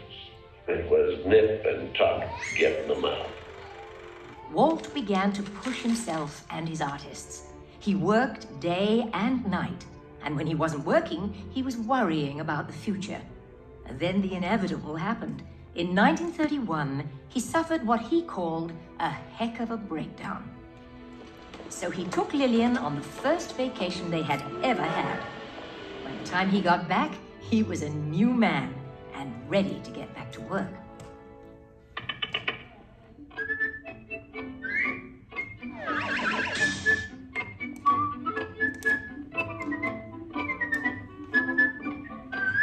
I saw the handwriting on the wall there. It was a short subject. It's just a filler on any program. Now, if I could crack the feature field, then I could do things. I had done a little story research on different fairy tales I might do, and Snow White was one of them. I thought it was the perfect story. I had the heavy. It's a magic wishing apple. Now, make a wish. I had the prince and the girl, the romance. I had the sympathetic dwarfs and things.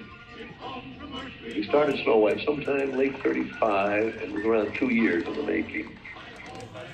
We had the family fortune. We had everything wrapped up in Snow White. In fact, the banker, I think, was losing more sleep than I was. We had a big premiere, the Carthay Circle Theater, big, grand Hollywood premiere. All of Hollywood brass turned out for a cartoon.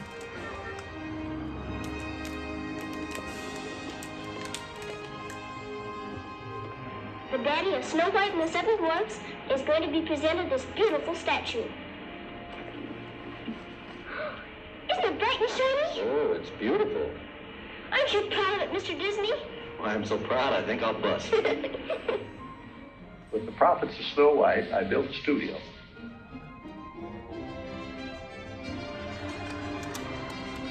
2 years later, I was almost broke. But I had all these pictures in work. Pinocchio? You can see there are no strings on me. Bambi. Fantasia.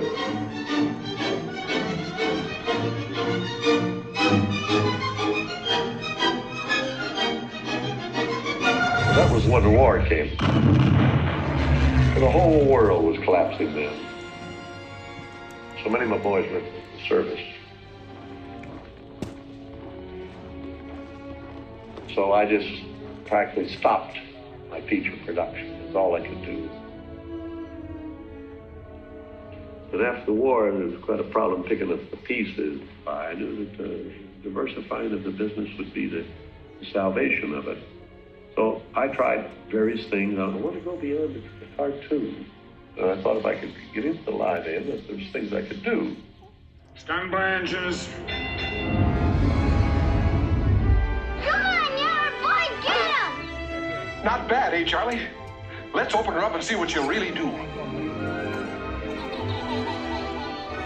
I wanted enough different types of things that I could say I could fall on my nose with one of these pictures, but I had another one right behind it that would hit.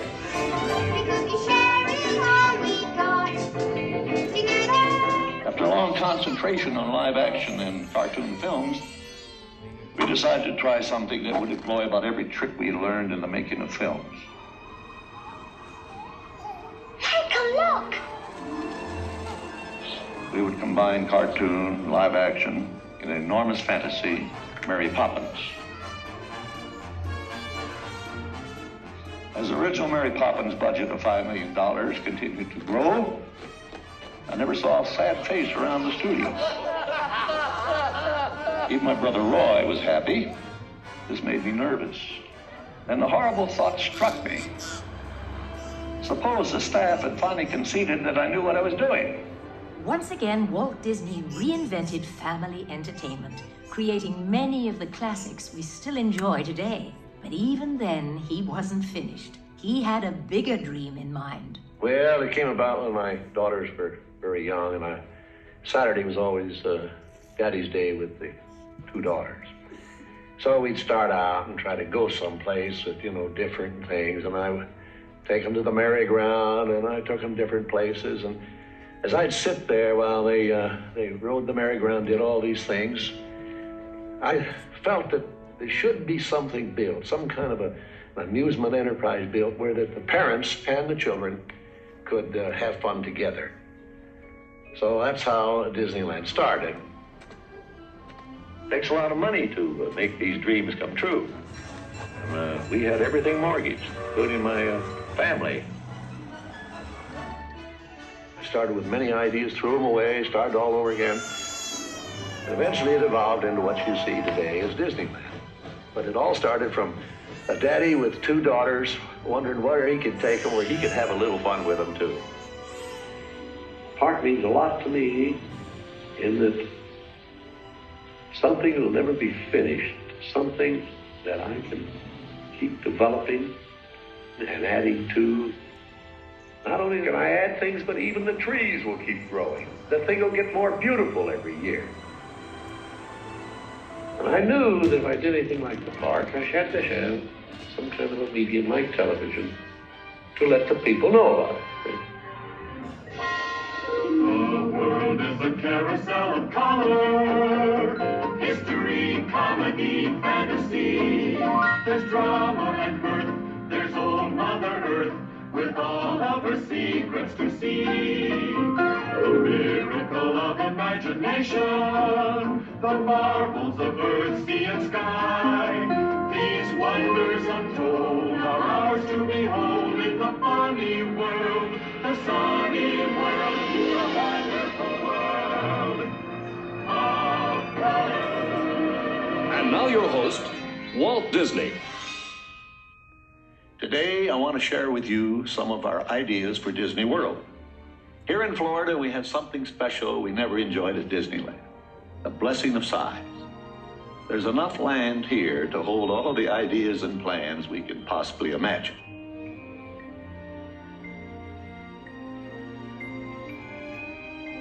Everything in this room may change time and time again as we move ahead.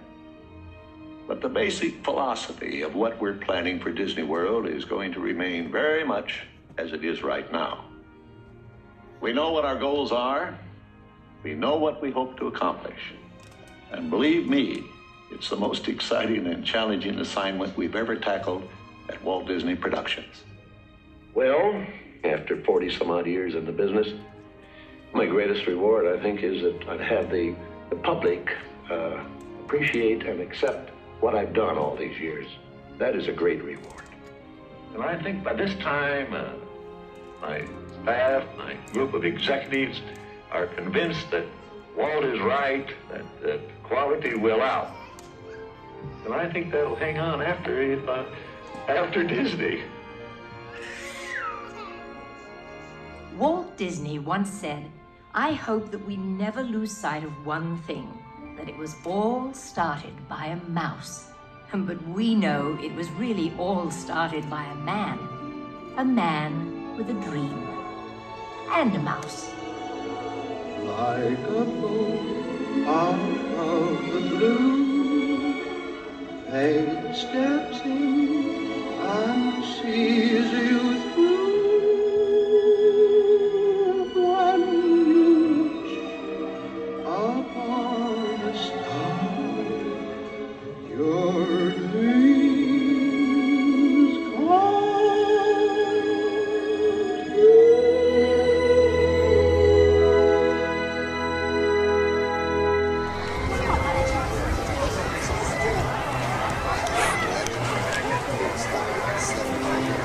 Star Tours Flight 55 is now ready for boarding at gate number 3. At this time, we'd like to board those passengers with droids or anyone requiring special assistance. Thank you. Transport 22, prepare for filtration to passenger boarding level. Lights on. Stand by for final systems check. Forward glass. Check. Deflector shield. Check. Laser cabins. Check. I said check. Shut them down before you blow on the whole place. Sometimes I can't understand your logic at all. No, not at all. We'd like to go this time to gate number 3. Thank you.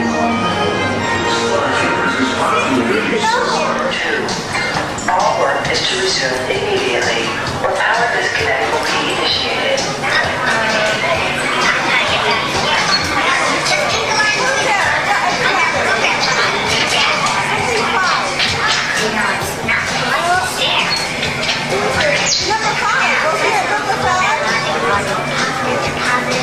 This is Captain Rex from the cockpit.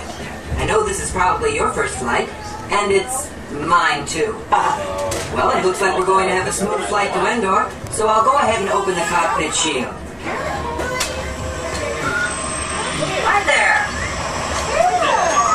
I see they're loading our navigator R2-D2, and then we'll be on our way. So sit back, relax, and enjoy the flight. Star Tours 45, elevator platform has been activated. Commence final pre-launch sequence. Roger, Control. All status go. ST-45, you are clear for takeoff. Contact departure control at 120.4. Copy 120.4.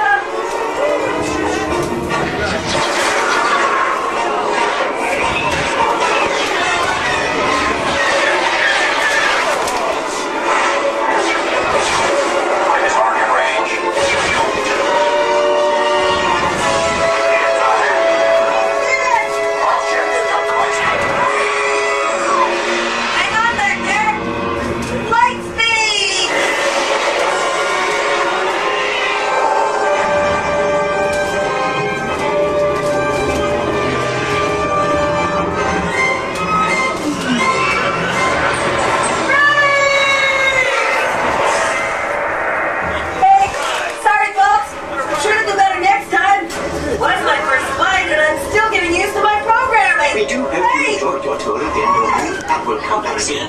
Now please, remain seated until the captain has opened the exit doors. You may then unlatch your safety restraints by pressing the release button on your head.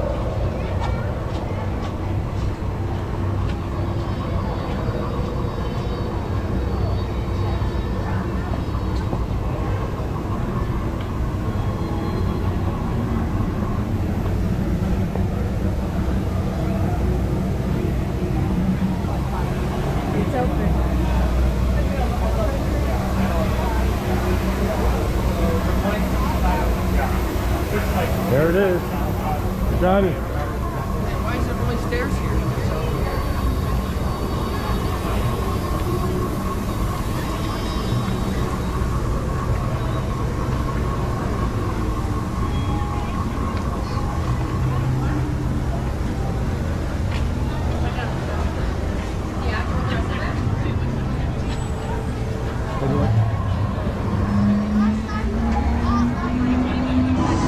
What do you think, John?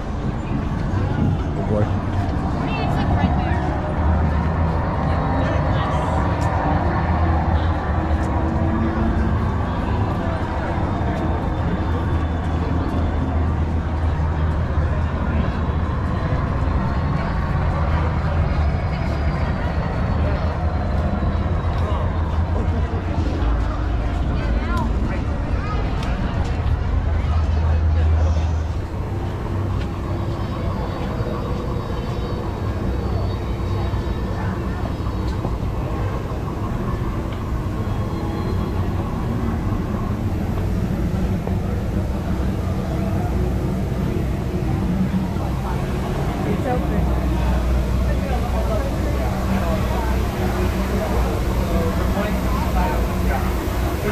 There it is. You got it. Why is there only stairs here?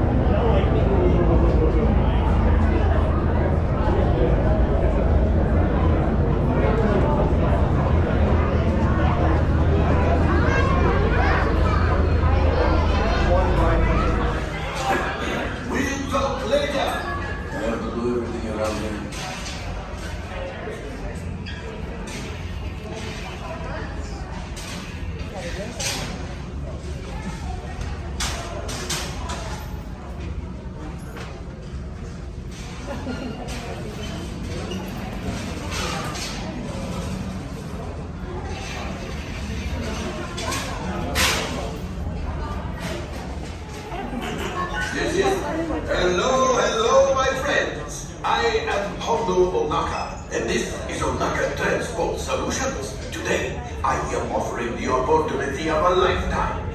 I need flight crews to transport this valuable merchandise across the galaxy. Pilots to navigate, engineers to operate the ship, and gunners to defend the shipments. And that is where you come in.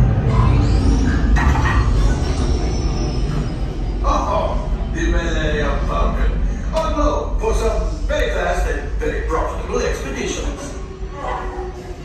Chewbacca, my fine furry friend! Yes, as we agreed, you let us use the ship, we'll get you the supplies you need. It's a win-win.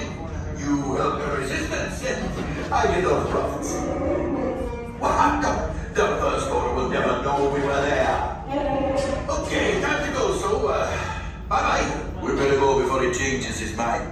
Move along, my friends. Listen carefully and remember, the better you work together, the more you earn.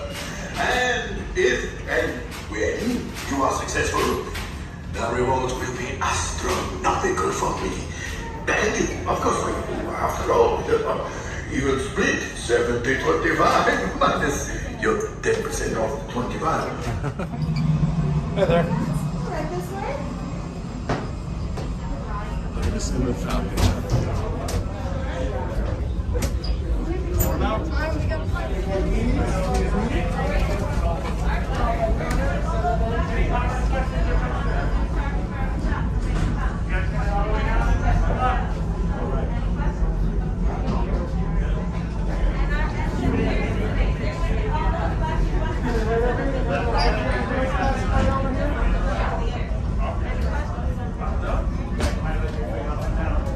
Right over here, pilots, right over here in the front, please stand side by side, faces front, turn around. Either you pick. Right over here, please. Am I engineers? We push a lot of flashing buttons to fix anything that they break. They look like the ones around you right now. Comments, questions, concerns? What you're about to do is highly illegal, so welcome to the business. You are now smugglers, thieves, and pirates.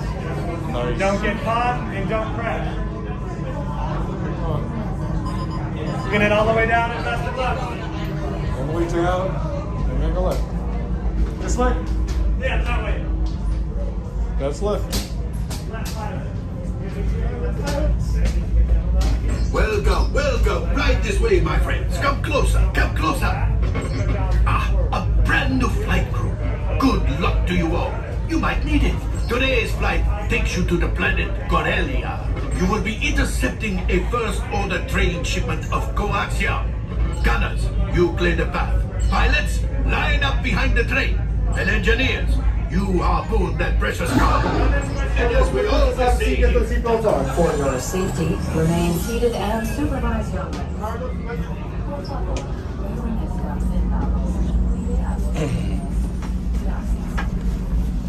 Here are the pilots. Everyone knows this one, like. All right, everyone. Once you're buckled in, please pull up on that yellow strap on the seatbelt. To the other side. Other side. hit your flashing buttons. Good job, engineer. Right, pilot. Push the flashing button to take off. Here we go! Move your stick to fly right and left. I was just about to say that. Pilot on the right. Pull back on the stick to fly up. And push forward to fly down. Whoa! Whoa! Come on! Truly makes flying this thing look easy, eh? Weapons are online. Left, pilot. I am doing a thumbs up. Now let's go get that coaxium. Right, pilot. Make the jump to light speed. Light speed. Here we go! There we go! Woo!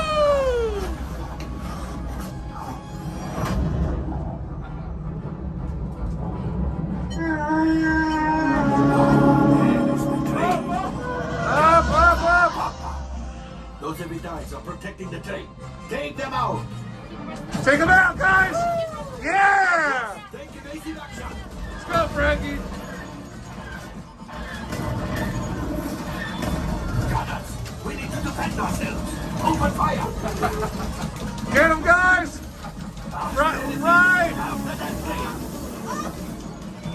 Flight engineers, fire the harpoon. Now, gunners, shoot the target. Get him! Left pilot. Left, John! No! Well, my friend, that could have been much worse. Okay, it's much worse.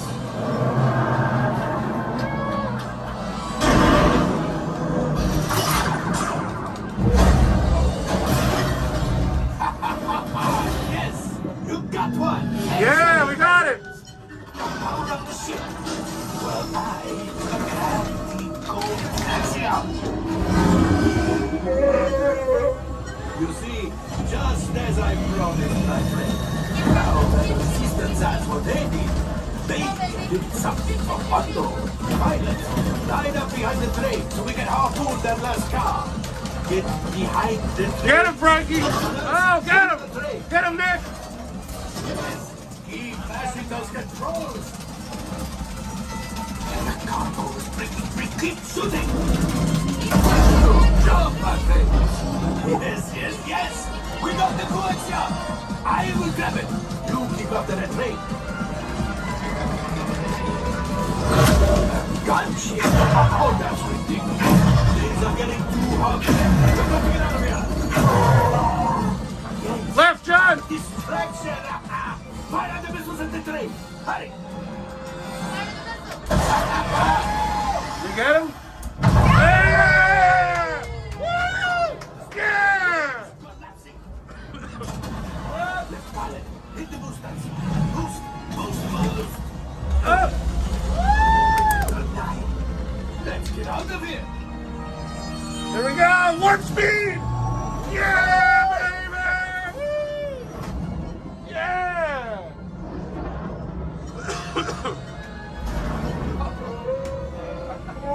Up!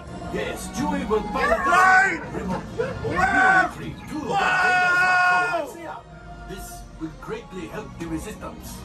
You have heard the First Order and made Chewie proud. Now, after my modest profit, your cut minus what you owe me for damaging the Falcon is, hey, not bad. What do we got? 6,000. Okay. Got a pirate ring. Nice. I'll take it. Press your button over Good there. job, guys. 80% of the ship was saved. R5, damage report. Engine failure, all right. Hyperdrive leak, that is not too good. Good. Multiple hull ruptures, well, it could be worse. Life support failure, that? Okay, that's something. I'm just going to about that. It might... Whoa! Looks like we're ready to unload. Grab all your cargo and everybody out. Get out. What'd you think, John? Good. We destroyed the ship pretty bad. Good job. Good shooting, guys. We only saved 38% of the ship.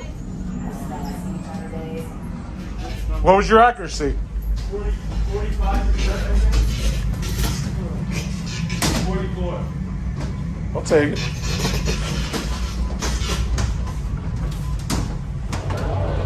Army Corelli.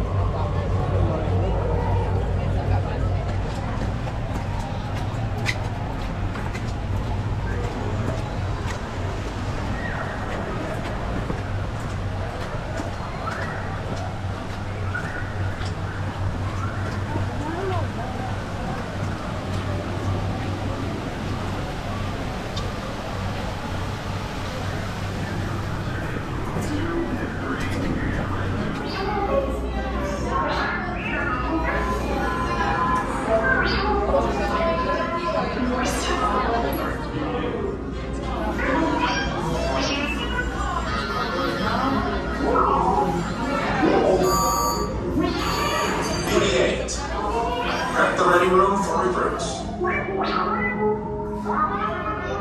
Commander 9-9, please report back to IGS cockpit.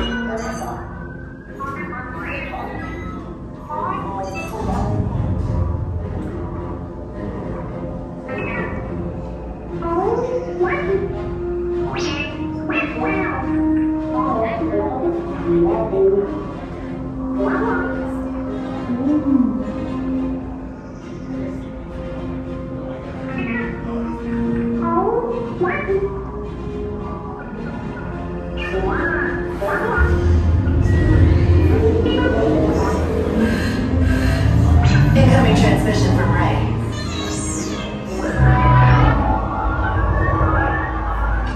BB-8, is everyone assembled? Good. Shouldn't you be in flight prep? Recruits, thank you for joining the cause. A covert resistance team led by my friend Finn has infiltrated a First Order Star Destroyer that is now headed to this system. Your outpost on Batu is no longer safe.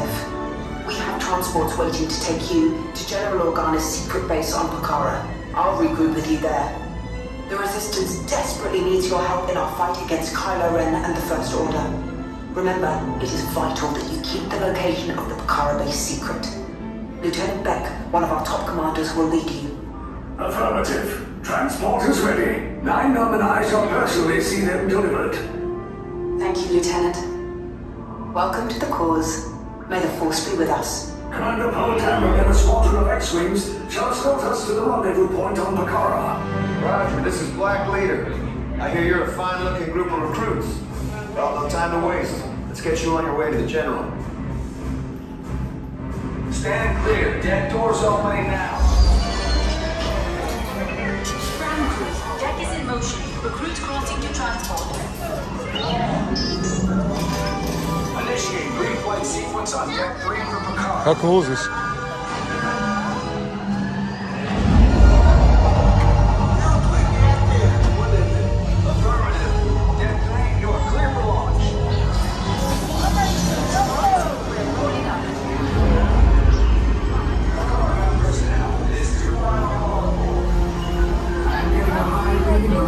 Pressure line. That's better. Check the binary motivator. Yes, I just want to be sure. All recruits must be on board now. Transport is away in 30 seconds. Good. The operator on hyperdrive. Yes, check the hyperdrive also. Transport takeoff in 20 seconds. Hyperdrive needs to run it out of review. Good. Airspeed sensor? Thank you, 9-Num. Black Leader, are you and your team ready? Affirmative. The engines are on. Red 2, Blue 5, report. Red 2, check. Blue 5 standing by. Engage repulsors and hold on, recruits. All ships, launch.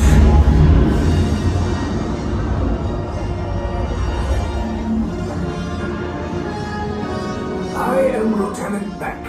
As you heard from Ray, I have been tasked with getting you to Pokhara.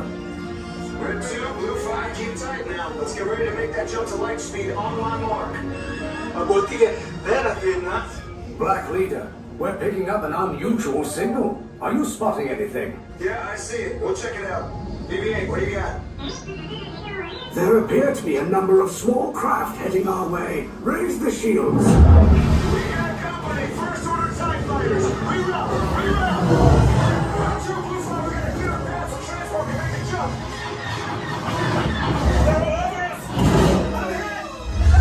We lost Red 2 and more incoming. Blue 5 taking evasive action. Try to stay your Blue. I'm trying, but... We lost Blue 5. I'm gonna try to draw them away. Copy that. Get us clear so we can make the jump. Be ready. You won't have much time. Where are all those TIE fighters coming from? Star Destroyers. Get over there! We can't. We're caught in the tractor beam. It's pulling us in. I'll get some friends and make this a fair fight. Don't worry, I'm coming back for you. Stay strong. Cargo vessel TR-141, identify yourselves and prepare to be boarded. This is TR-141. We are a civilian vessel. By whose authority are we being detained? By the authority of the First Order, Resistance scum. Now bring down your shields and prepare to be boarded. They'll want the location of our secret base. Tell them nothing. The future of the Resistance is at stake. I have a bad feeling about this. Stand back from those doors.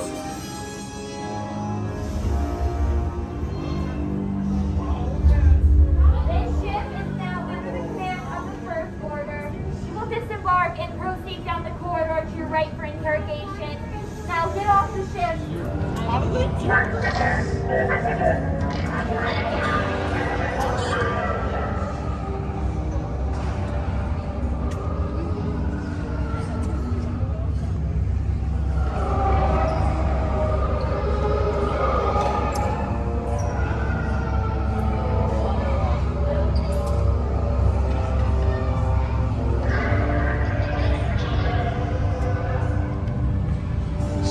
switch it.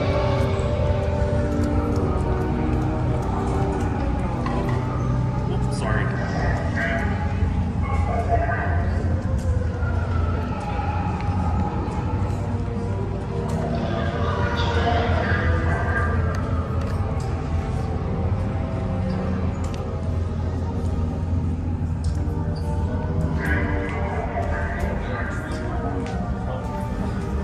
That was just the entrance.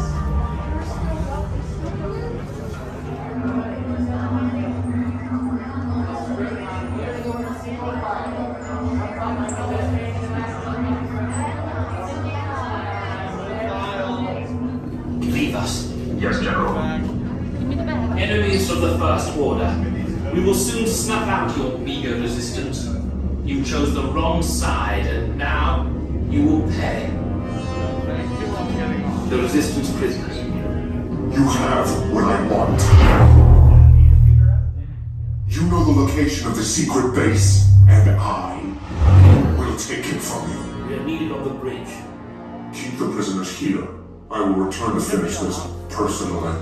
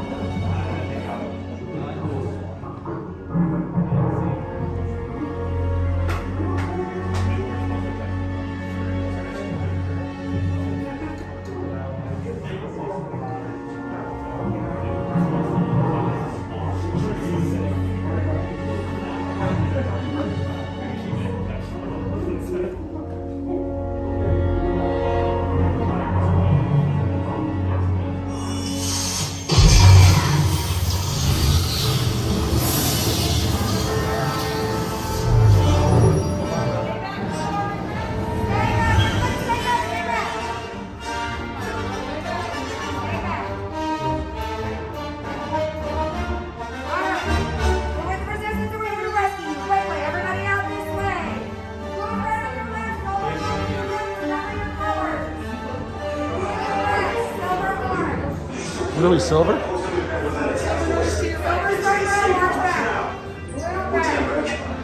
We need to find him a way.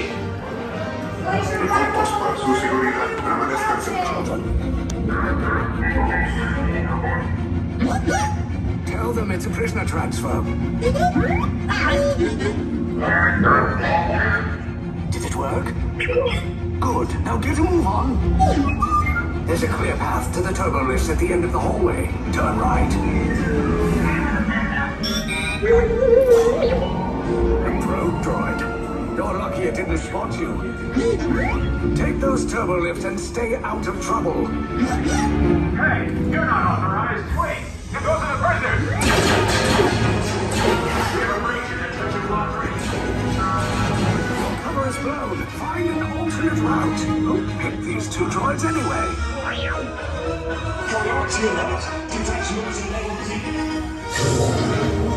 There they are! Fire!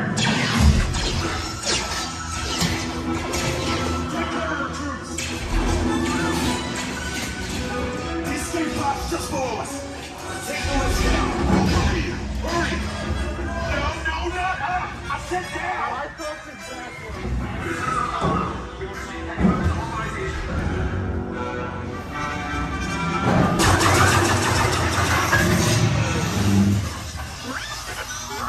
This does not look good. Try to find another way down to the escape pods. The Resistance will attempt to rescue the prisoners. They have neither the resources nor the courage to engage us. You underestimate their conviction. Raise the shields! Shields? I see no evidence. Now! Sound the alarm! All personnel to their stations! Stop! The prisoners have escaped. How brave, but ultimately hopeless. There's nowhere to run.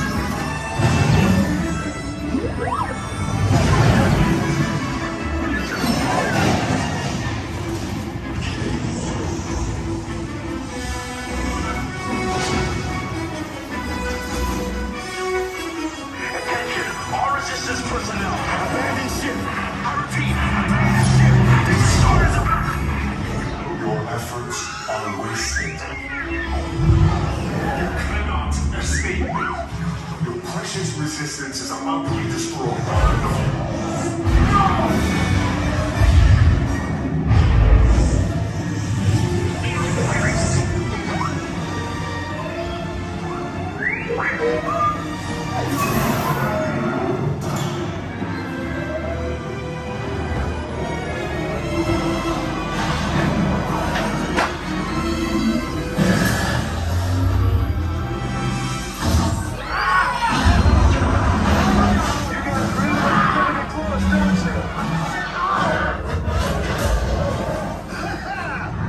Okay, you're clear.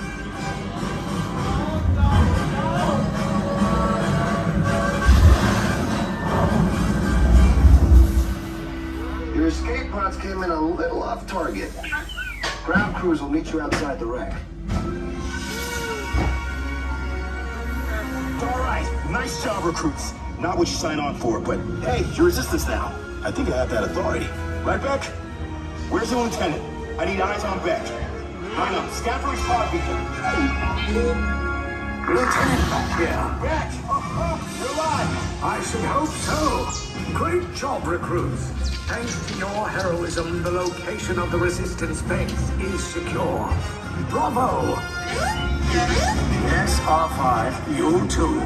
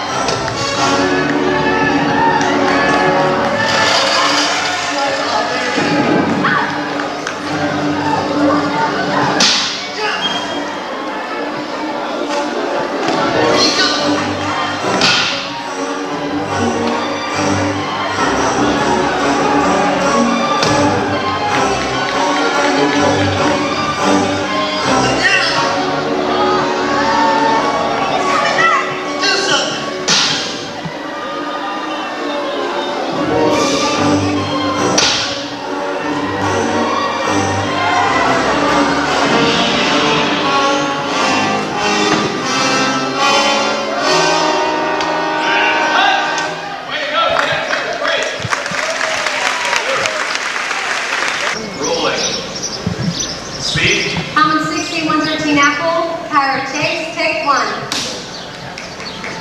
And playback. Background action. Get out of here, moving on right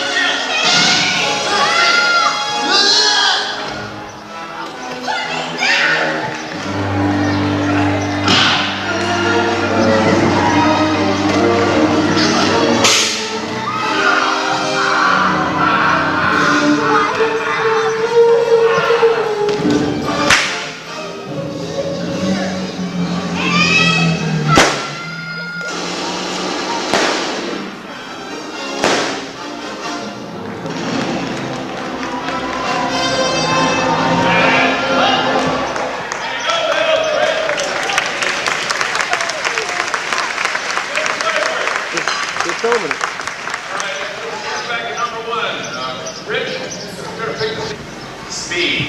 Come 6114 Apple, Highway Streets, and take one. Truck's hot. Very good. You ready? Yeah, as soon as you park in line. And action!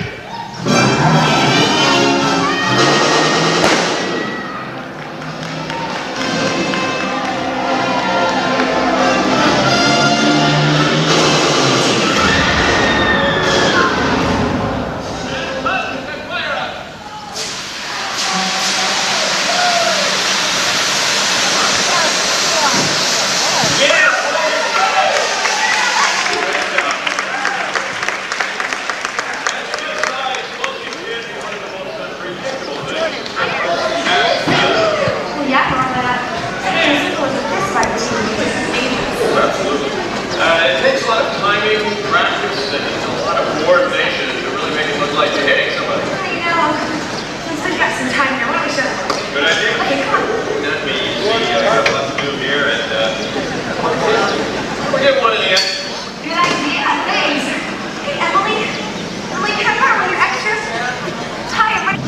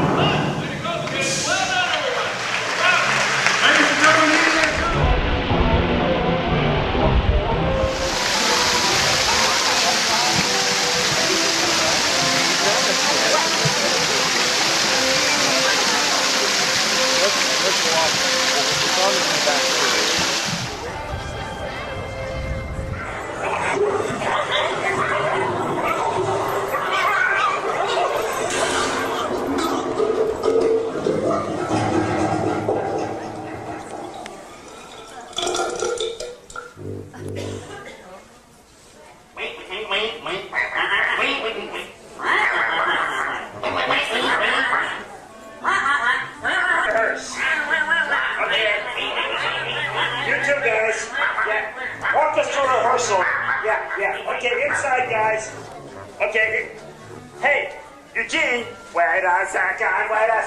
Hold on to the 3D movie. Just wait here. I'll get her. Okay, get ready, girls.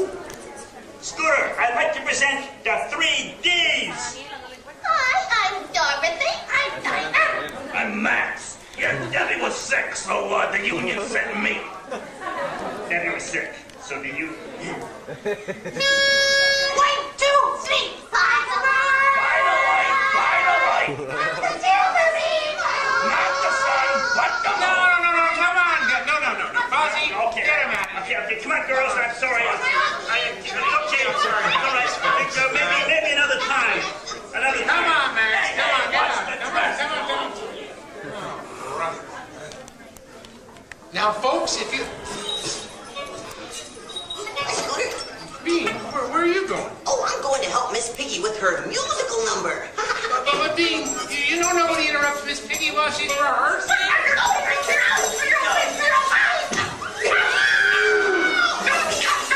I warned you. Oh, Scooter. Ooh, nice outfit. Scooter, there's a telephone call for you. It's urgent. Oh, thanks. Yeah. I got him. We don't have a telephone. And now, ladies and gentlemen, while you are a captive audience, a display of tremendous tap dancing talent with the added cultural component of a pot of flowers balanced on my head. Hit it, Rusty.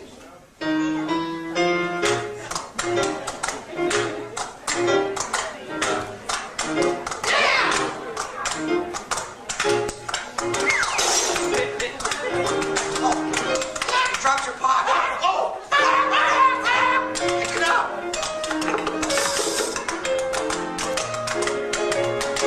Got it? Yeah!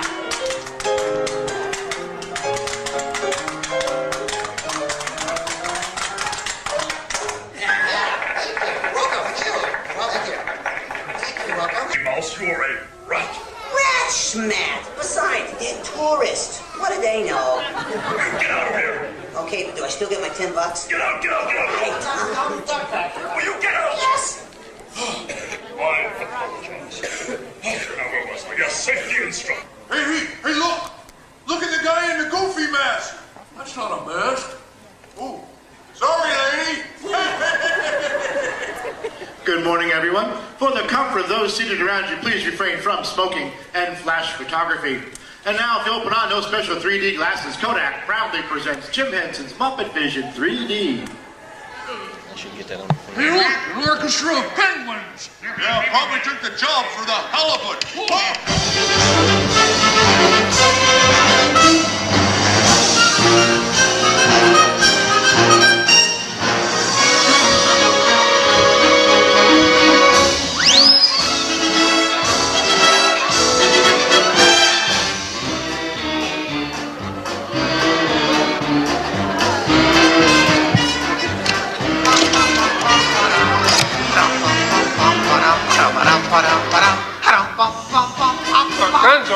Gonzo? Sorry, boss. Hi-ho, Kermit the Frog here, and welcome to Muppet Vision 3D. Now, let me show you around our research center. See, here in this modern high-tech facility... Here in this modern high-tech facility, we have perfected Muppet Vision 3D, a new film stooping to any cheap 3D tricks. Did you say cheap 3D tricks?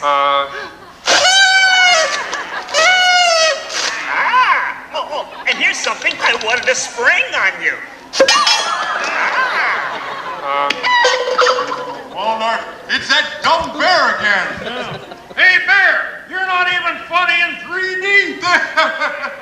Oh, not you guys. How did you get here? We entered a contest. Yeah, we lost. Oh, yeah? Well, my new 3DX gonna shower you all with humor. Waka waka. He's trying to drown us. What kind of act is that? An act of mercy. Well, listen, better luck next time, Fozzie. Okay? And now, if you'll come this way, I can show you our secret. The spirit of 3D! Thank you. Right here. Ooh, cute outfit. What's this? Don't you just hate it when your nose runs? You know, all these other people think I'm talking to them, but I'm really just talking to you. Well, I think that would be just about enough of Waldo, Beaker. You may Oh dear, he won't deactivate. Ladies and gentlemen, there's nothing to worry about, but please keep your heads down. I'm bouncing on people's heads. Beaker, activate the inflatomatic. The what? You... Oh. Hurry, Beaker, hurry. Great. Now I can start my own football team. Beaker, we'll have to try the vacuum Muppet. Yes.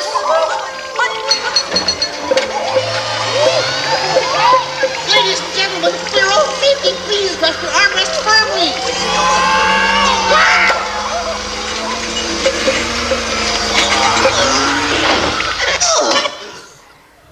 Hey, I'm free! Taxi! All right, now I'm getting out of this place.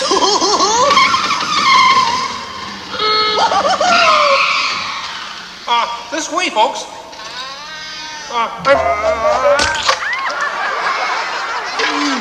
Ozzy, that's terrible. You're right. Needs more sugar. And now, ladies and gentlemen, for the first musical portion of our demonstration, we have Miss Piggy in a wonderful 3D number. That's you, penguins.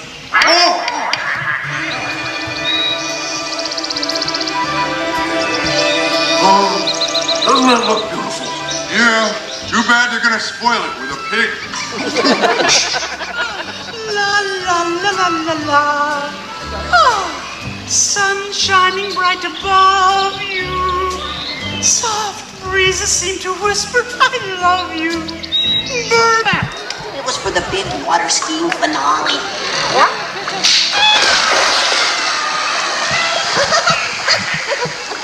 Peabody, what are you doing?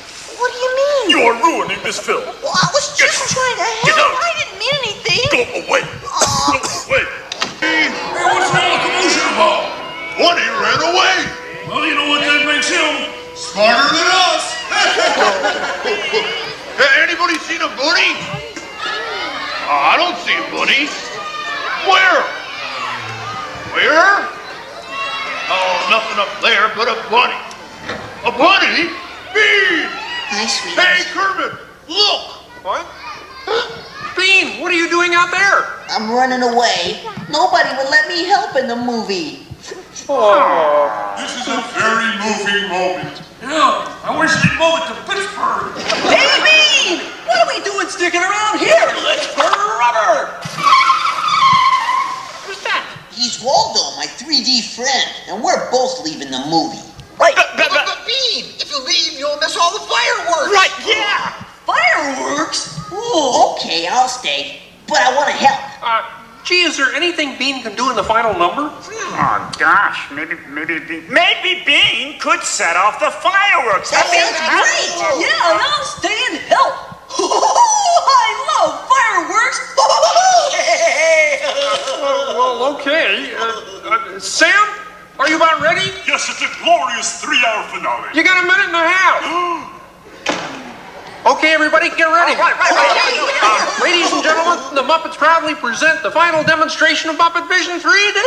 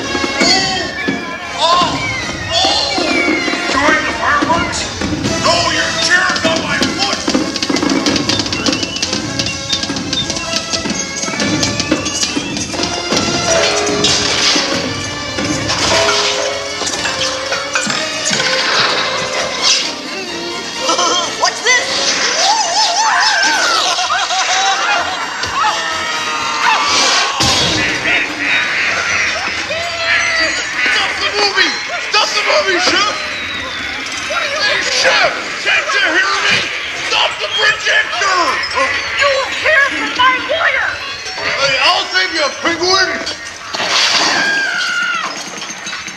Take it easy. Oh, I'm sorry. Oh, no, wait, don't shoot. Duck, everybody. Duck. No, not you. Them. Look out.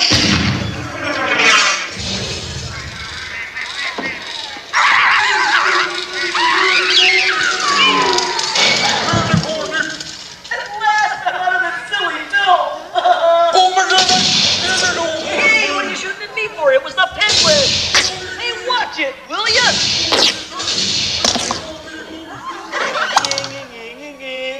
You couldn't hit me with a cannon. Hey, everybody, he's a cannon.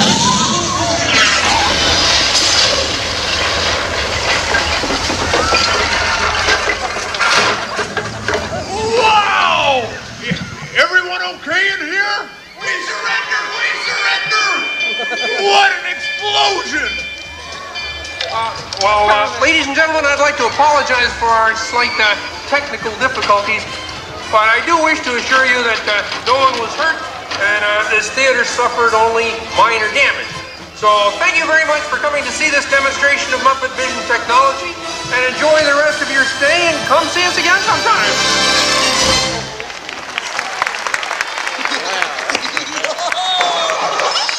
They'll never recognize me now. Forward!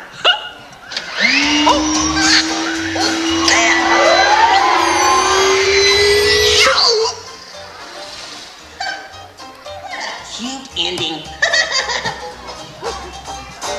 Well, what do you think? We have time to go to the bathroom before the next show? We can't, you old fool. We're bolted to the seats.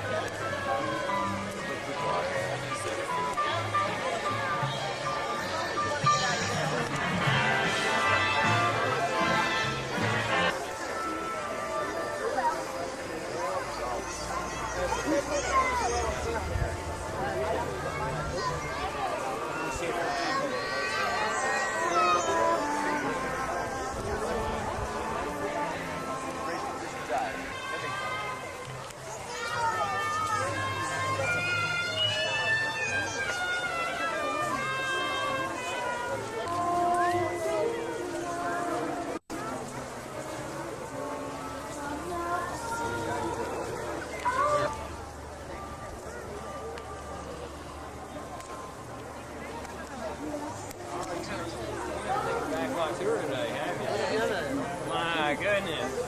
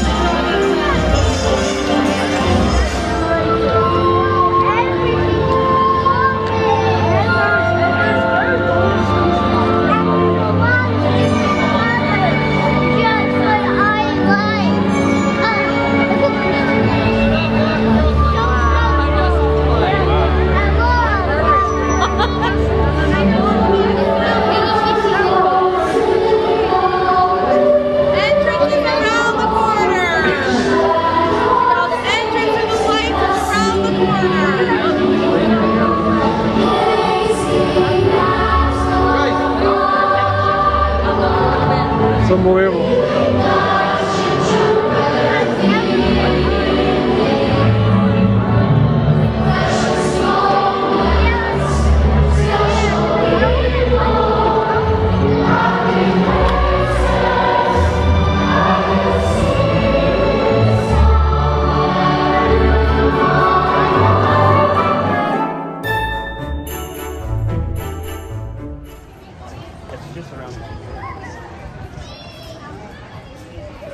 Yeah. Sure. Sir.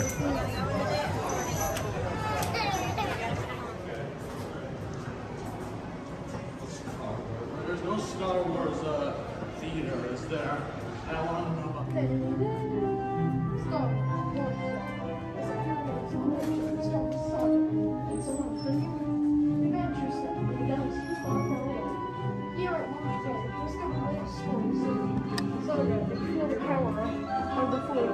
finding us together.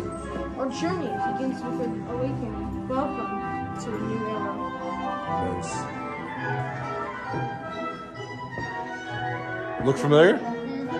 Good ship.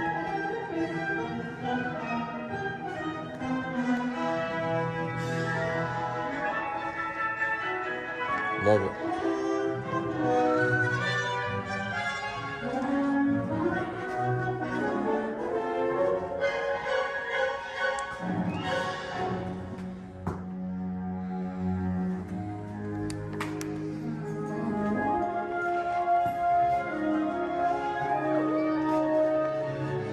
You know what that is?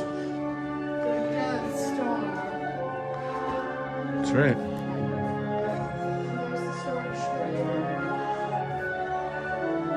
Look at the pictures.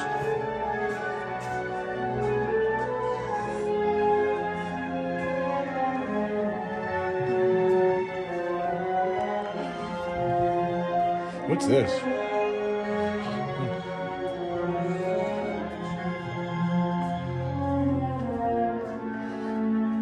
Did you blow up the Death Star, John?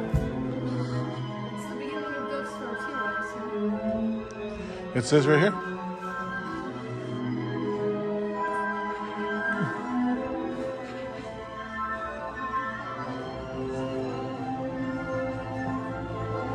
Come on, Nick. Still welcome. Wow, look at that, John.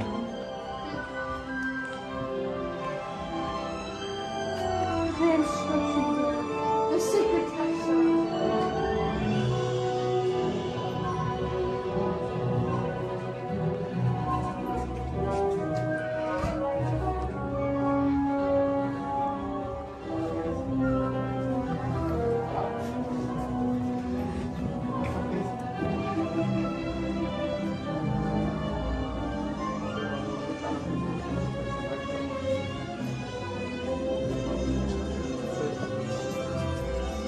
Nick.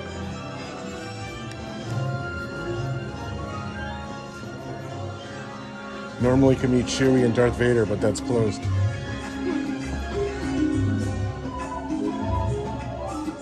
This part, little Jawa came out.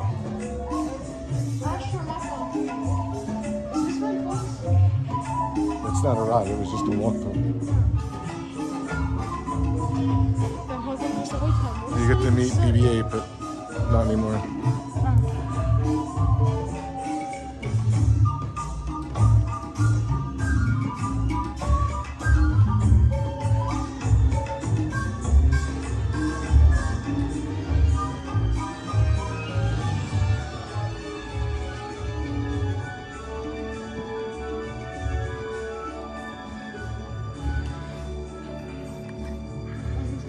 There's Ray and Ray's ship over there. Her speeder.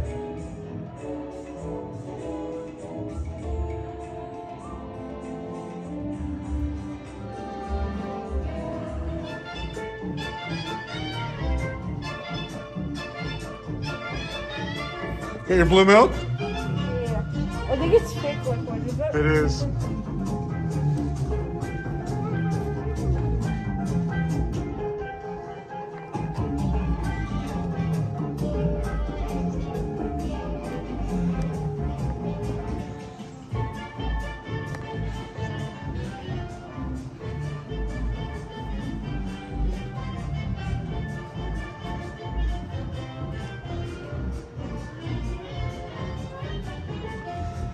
Just C-3PO's arm.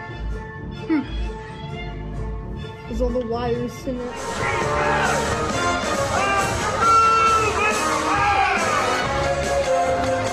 That's right, boys. I want you to hit that 3 Nicholas! I want you to come with me.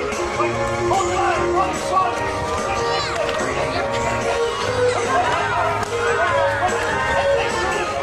We're having a good time.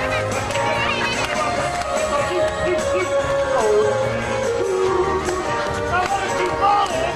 Don't be sure about we squadron. Let's get it together, boys. Let's move.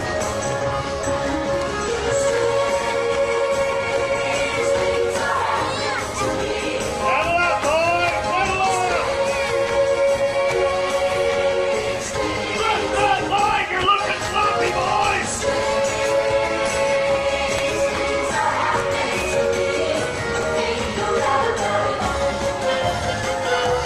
Red alert! I repeat, red alert, gentlemen! We are surrounded on all sides by civilians. Stand by for some classic battle sequences, boys. This is a major photo opportunity. Give it all you got. No guts, no inside. And that's redundant. Shark! Work it, men, work it. Make your country proud. Remember the red, white, and blue. Remember the words of Sorcery when he said, I read what? All right, my little lads, settle up! A good soldier never leaves an unhappy tourist. Let's give them what they crave, boys. Fall in for some plastic green army men poses!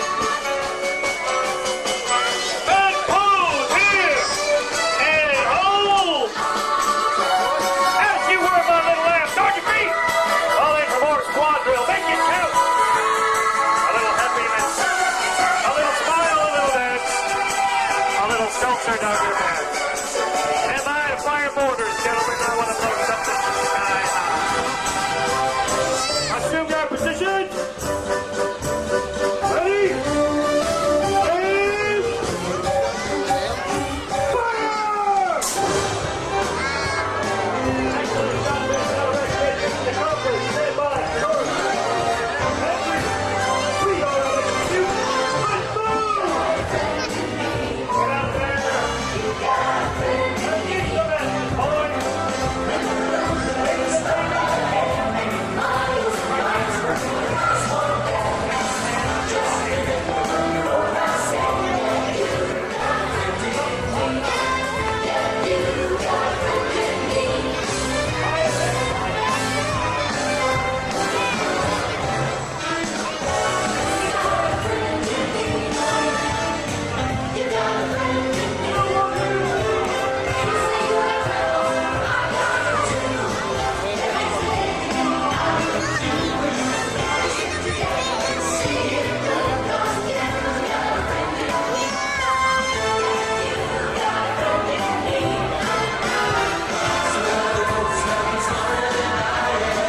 get the message, boys!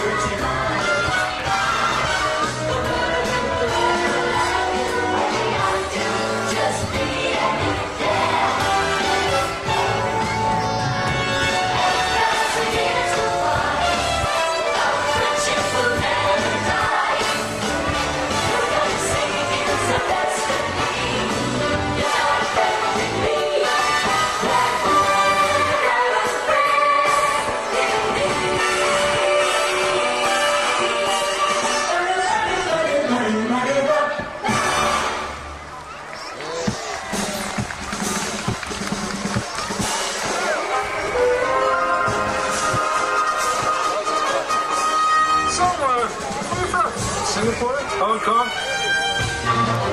Oh, really? I'm from play school. And the dolls must really go for you. Mrs. Potato Head, Mrs. Potato Head, Mrs. Potato Head. Oh, boy. I can drink, can't I?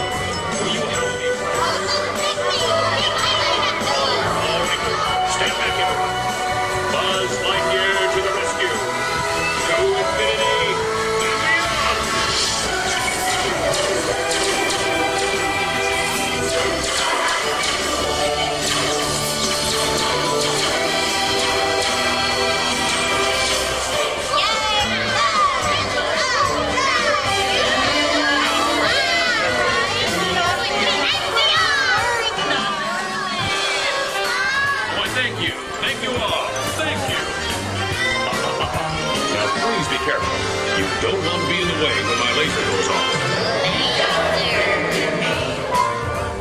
You got a friend in me.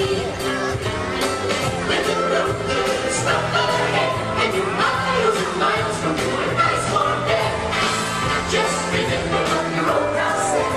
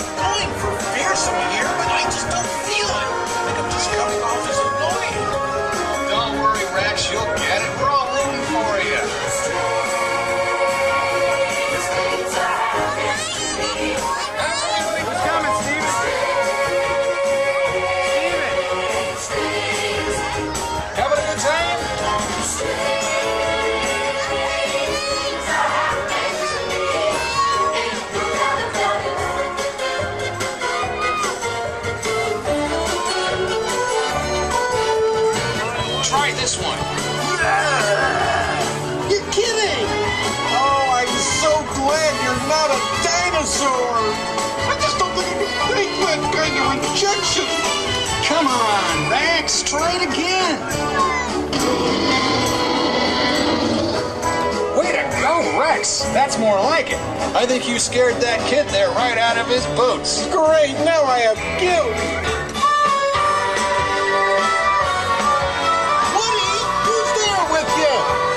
Just some of my best friends, that's all. You guys look fabulous. Hey, everybody. I'd like you to meet Mike and Lenny. How are you, Mike? How's it going, Lenny? And say hey to my friend Snake. Now, this is what I call a parade.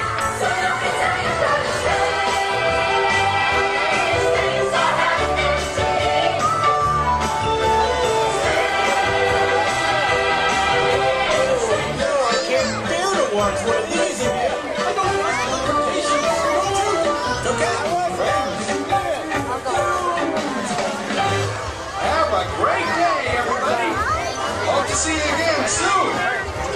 See you next time. And remember, take care of your toys. Howdy. Being here in the backyard with all you new toys. This is definitely my finest hour. Welcome.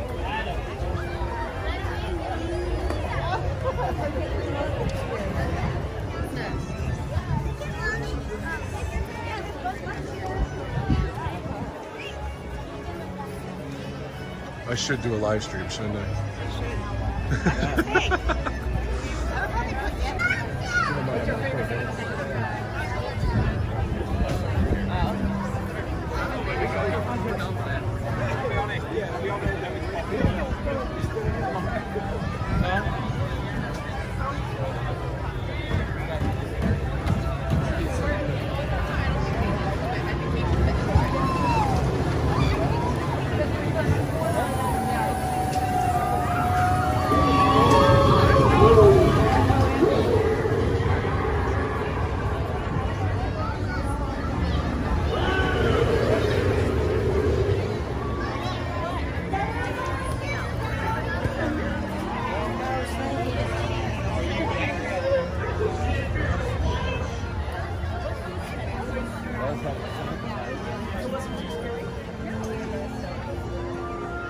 One sec, guys.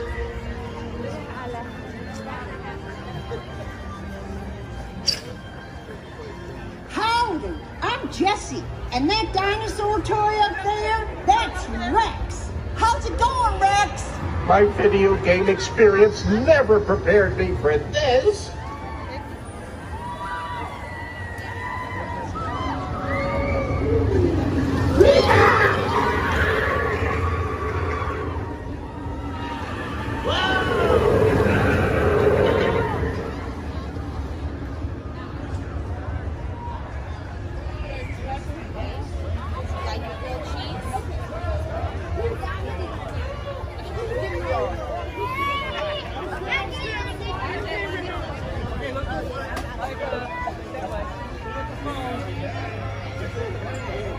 Okay, now look at the camera. You see who's not paying the toy? Look here. Micah, look down. Look over there. Yeah. Can we wait on, how long is the line for a... Yes.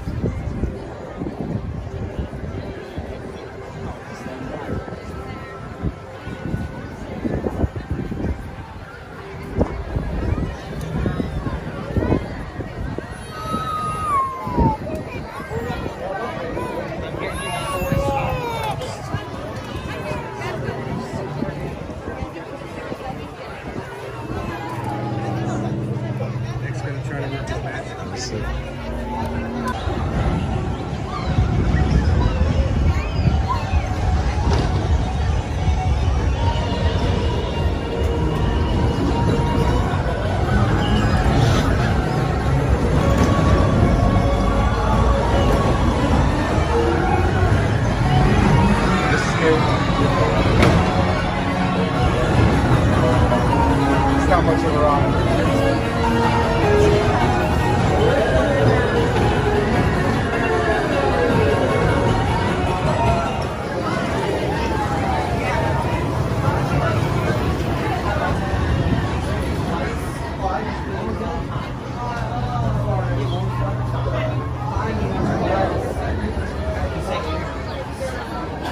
Serious, I've never seen it.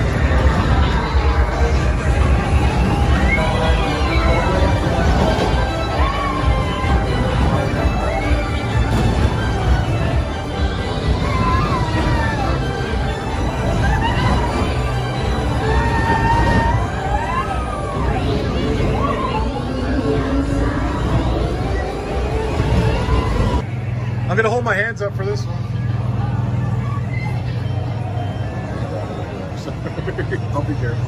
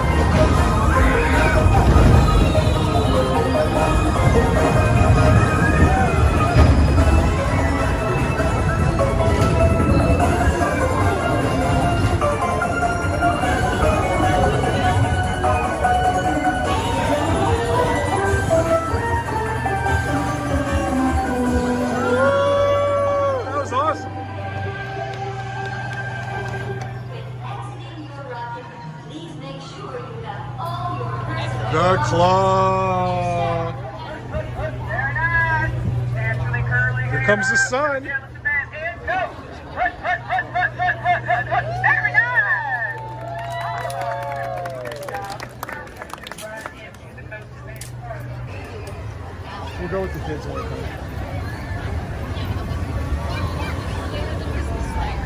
They always have them out. Do they light up, Richard? Yeah. No.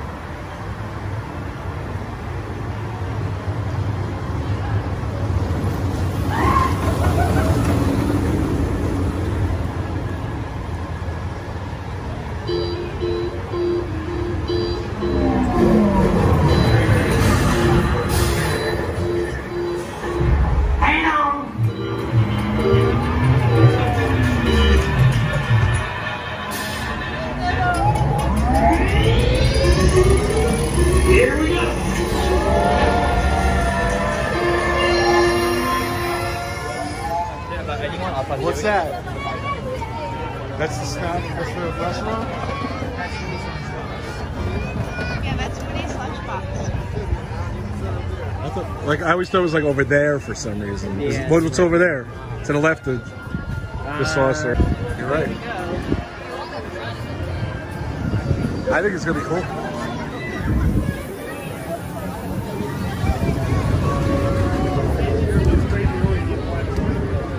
But it's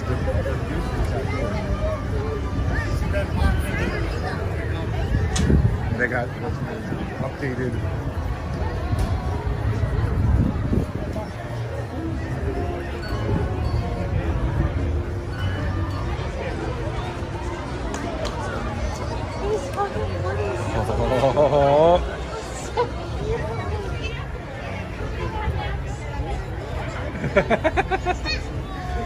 Oh.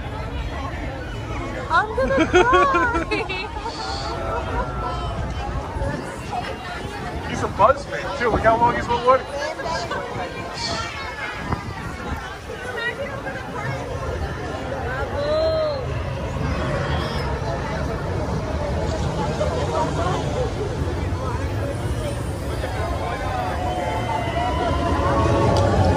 That was the longest hug ever. That was awesome. He's awesome. He's a Bugs fan. Dice que no vaya.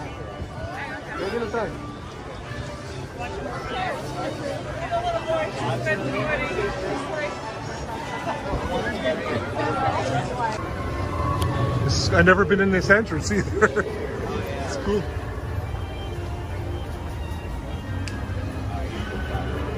Huh?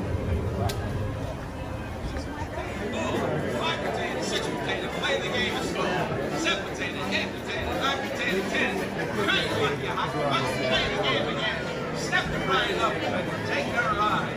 My toy friends are all inside.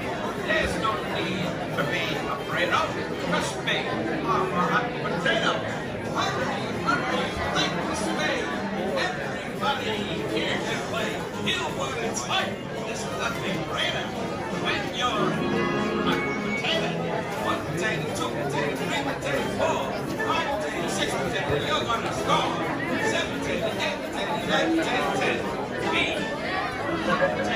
like the order that it comes in. Like, is this an audience or kids? Like, I guess.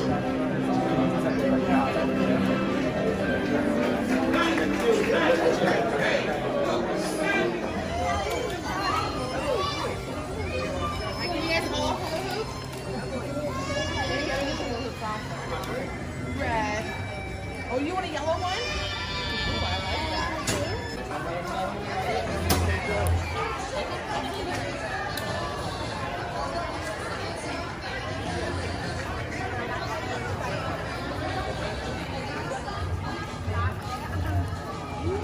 Get a pretzel, Jeff.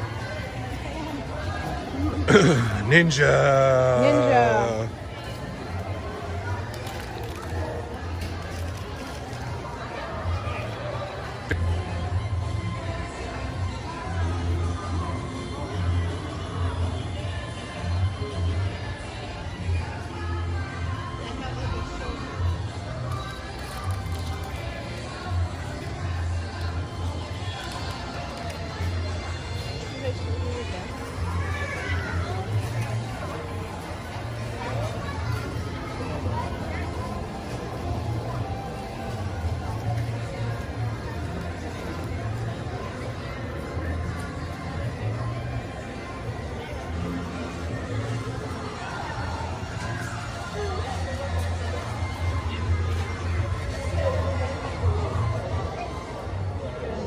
There's Edna.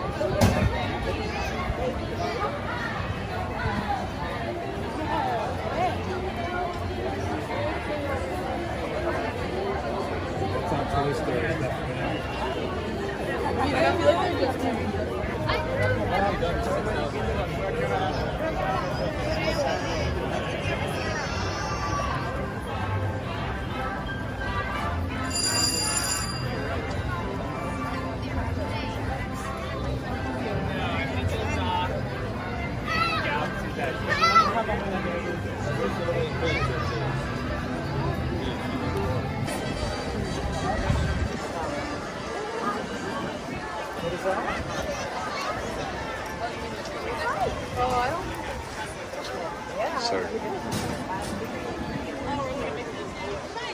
It's the new gate.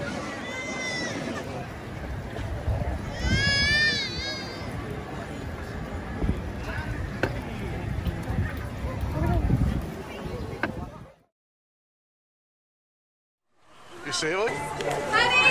And if we may be of further assistance.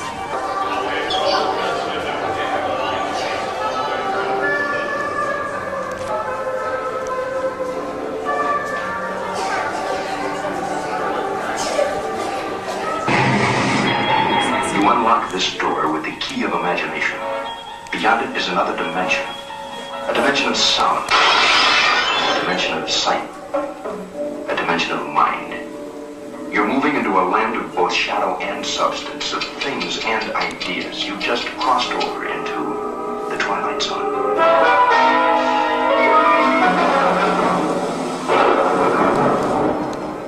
Hollywood, 1939. Amid the glitz and the glitter of a bustling young movie town at the height of its golden age, the Hollywood Tower Hotel was a star in its own right, a beacon for the show business elite.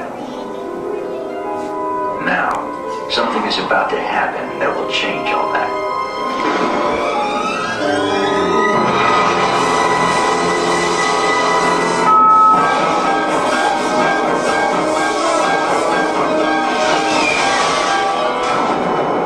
The time is now, on an evening very much like the one we have just witnessed. Tonight's story of the Twilight Zone is somewhat unique and calls for a different kind of introduction. This, as you may recognize, is a maintenance service elevator, still in operation, waiting for you. We invite you, if you dare, to step aboard, because in tonight's episode, you are the star, and this elevator travels directly to the Twilight Zone. Your rooms are waiting for you on the other side. Please step quickly and carefully. You are the passengers on a most uncommon elevator about to ascend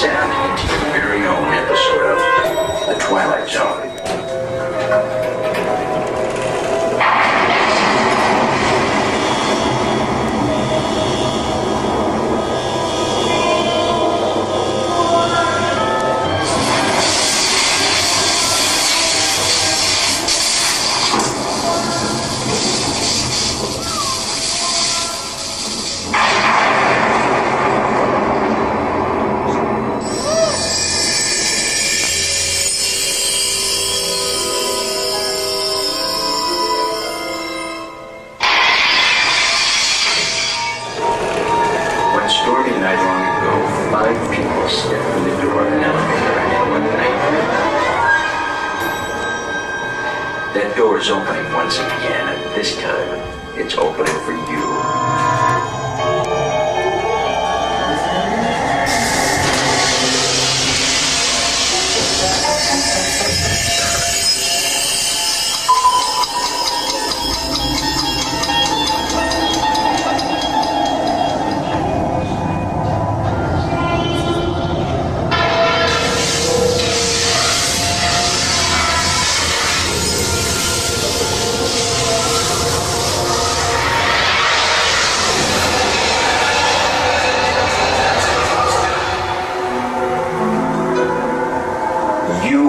To discover what lies beyond the 5th dimension, beyond the deepest, darkest corner of the imagination, in the Tower of Terror.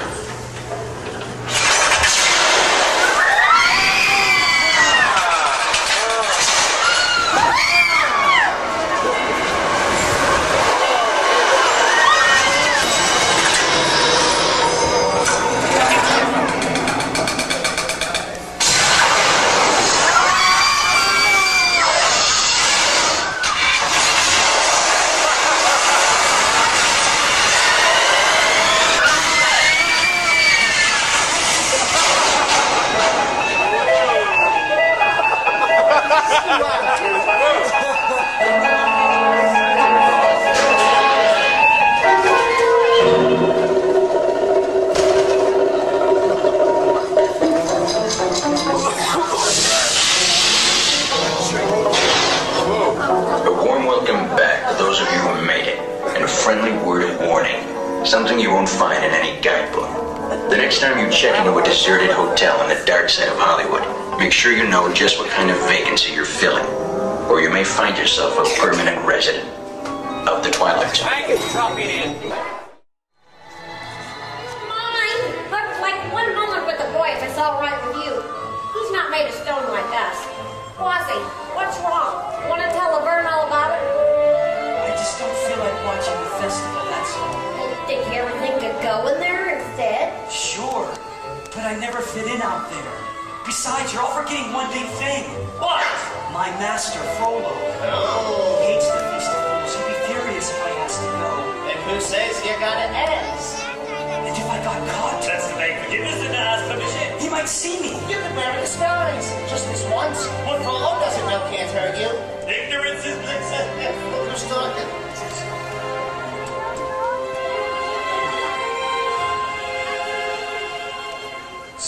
Behind these windows and these parapets of snow, gazing at the people down below. All my life I watch them as I hide up here alone, hungry for the histories they show me. All my life I memorize their faces, knowing them as they will never know me. All my life I wonder how it feels to pass a day not above them.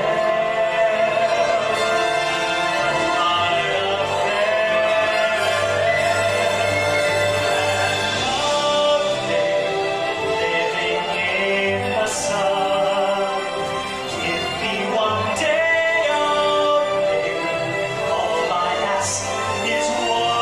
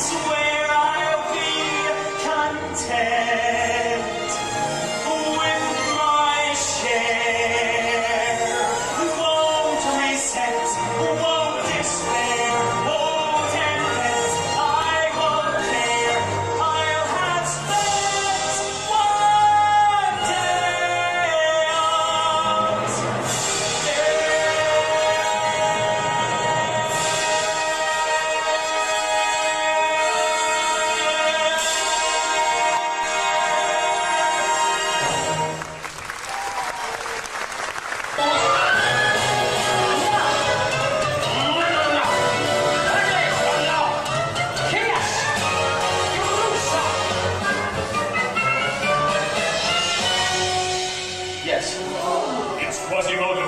The bell ringer. It's the bell ringer from Notre Dame. So it is. It really is, isn't it? Ladies and gentlemen, do not panic. We passed too far this year's skipper. And here he is, Quasimodo.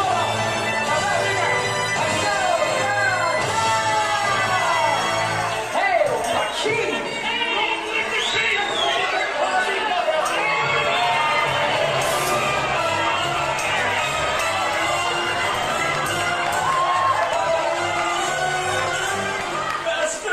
Master, please help me. So request permission to stop this. In a moment, Captain. The lesson needs to be learned here. Don't be afraid. You, Dixie, get down at once. Yes, Your Honor. Just as soon as I help this poor creature. I forbid it! How dare you defy me? You mistreat this poor boy the same way you mistreat my people. Silence! Justice! Mark my words, Gibson. You will pay for this insolence. Then it appears we've crowned the wrong fool. Because the only fool I see is you. Captain Phoenix, arrest him. Let me see. What's a poor girl to do? Witchcraft! Find her, Captain. I want her alive. Yes, sir. Seal off the area, men. Do not harm her. What a woman!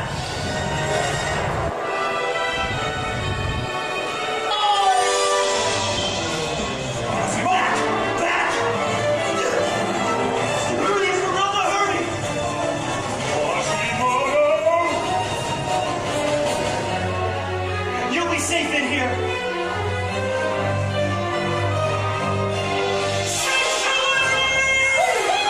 Sanctuary! Captain, seize the cathedral. Get back, you cowards! Pick up that bee! Break down the door!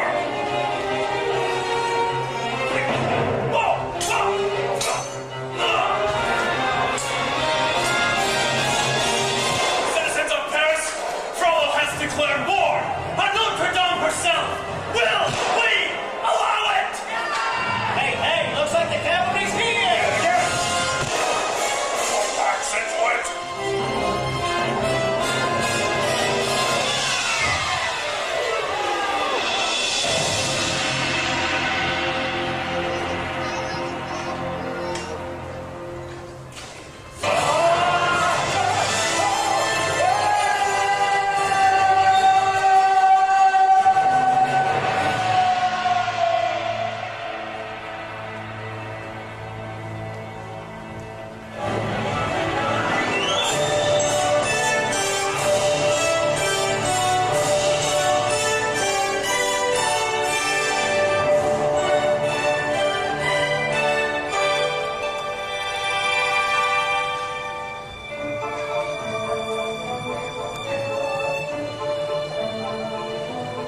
So, here's a riddle to guess if you can.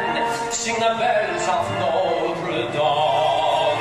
What makes a monster and what makes a man? Sing the bells, bells, bells, bells, bells. That bewitch the rich and the rich know bells of the bells.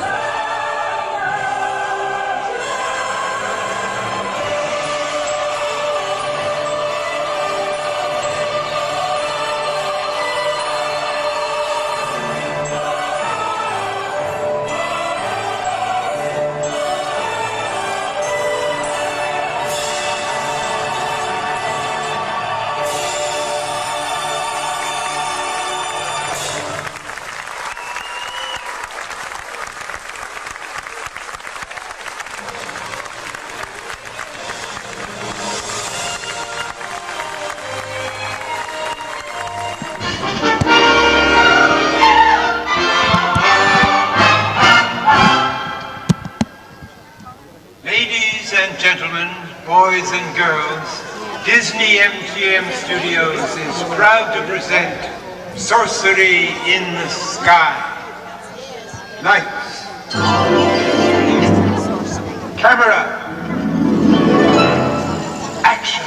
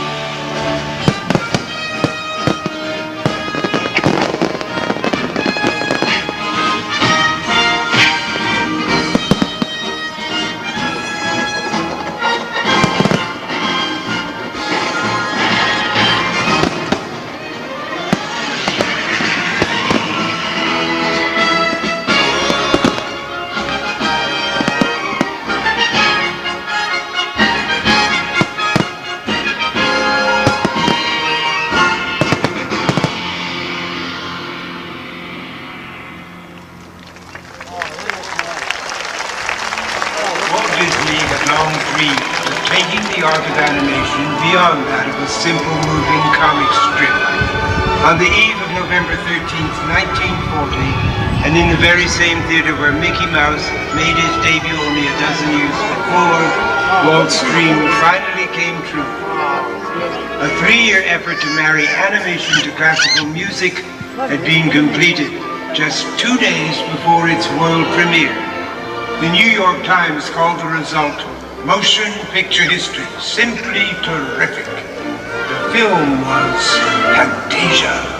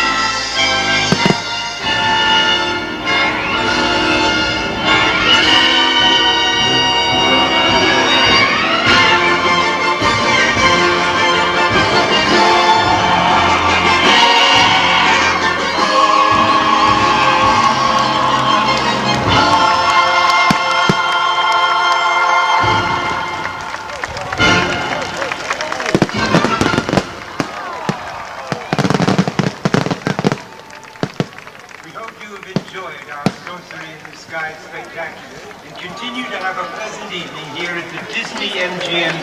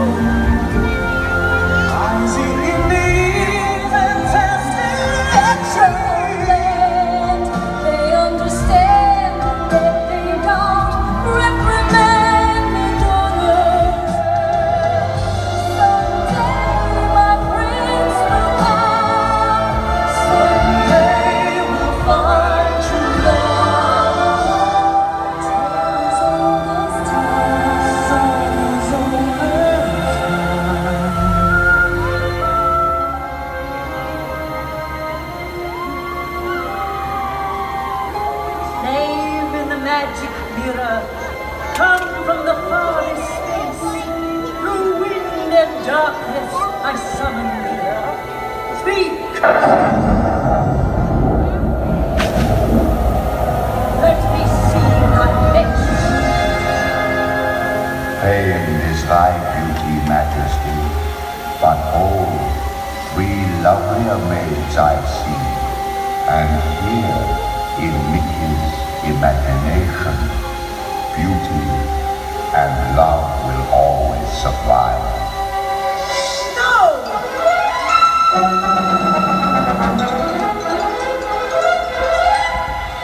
A magic spell in the black of night with a scream of fright. And a bolt of light. Turn my hair to white.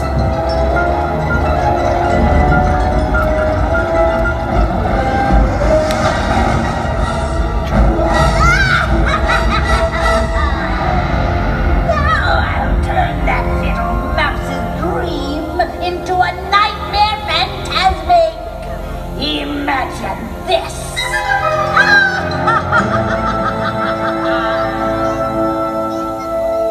Magic mirror on the wall. All the forces of evil I call. You have the power to control. Mine. It's so exciting. I'm happy. Tonight, let's do the job and take his spirit tonight. Yes. Perfect. It's too late, coward. It's time to say goodbye to Mickey.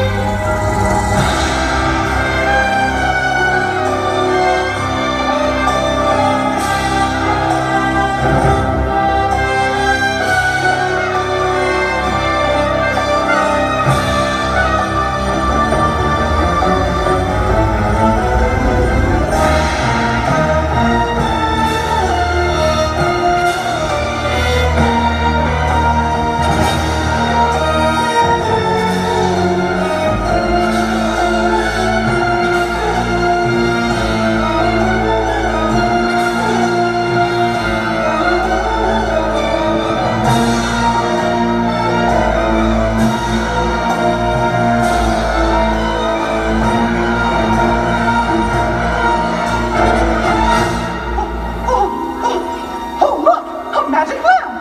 Maybe if I just rub it and wish...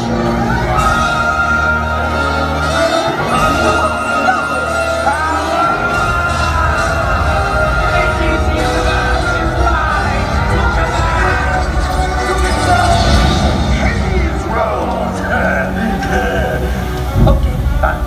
I'm cool, but... So, Mickey's thoughts arose so low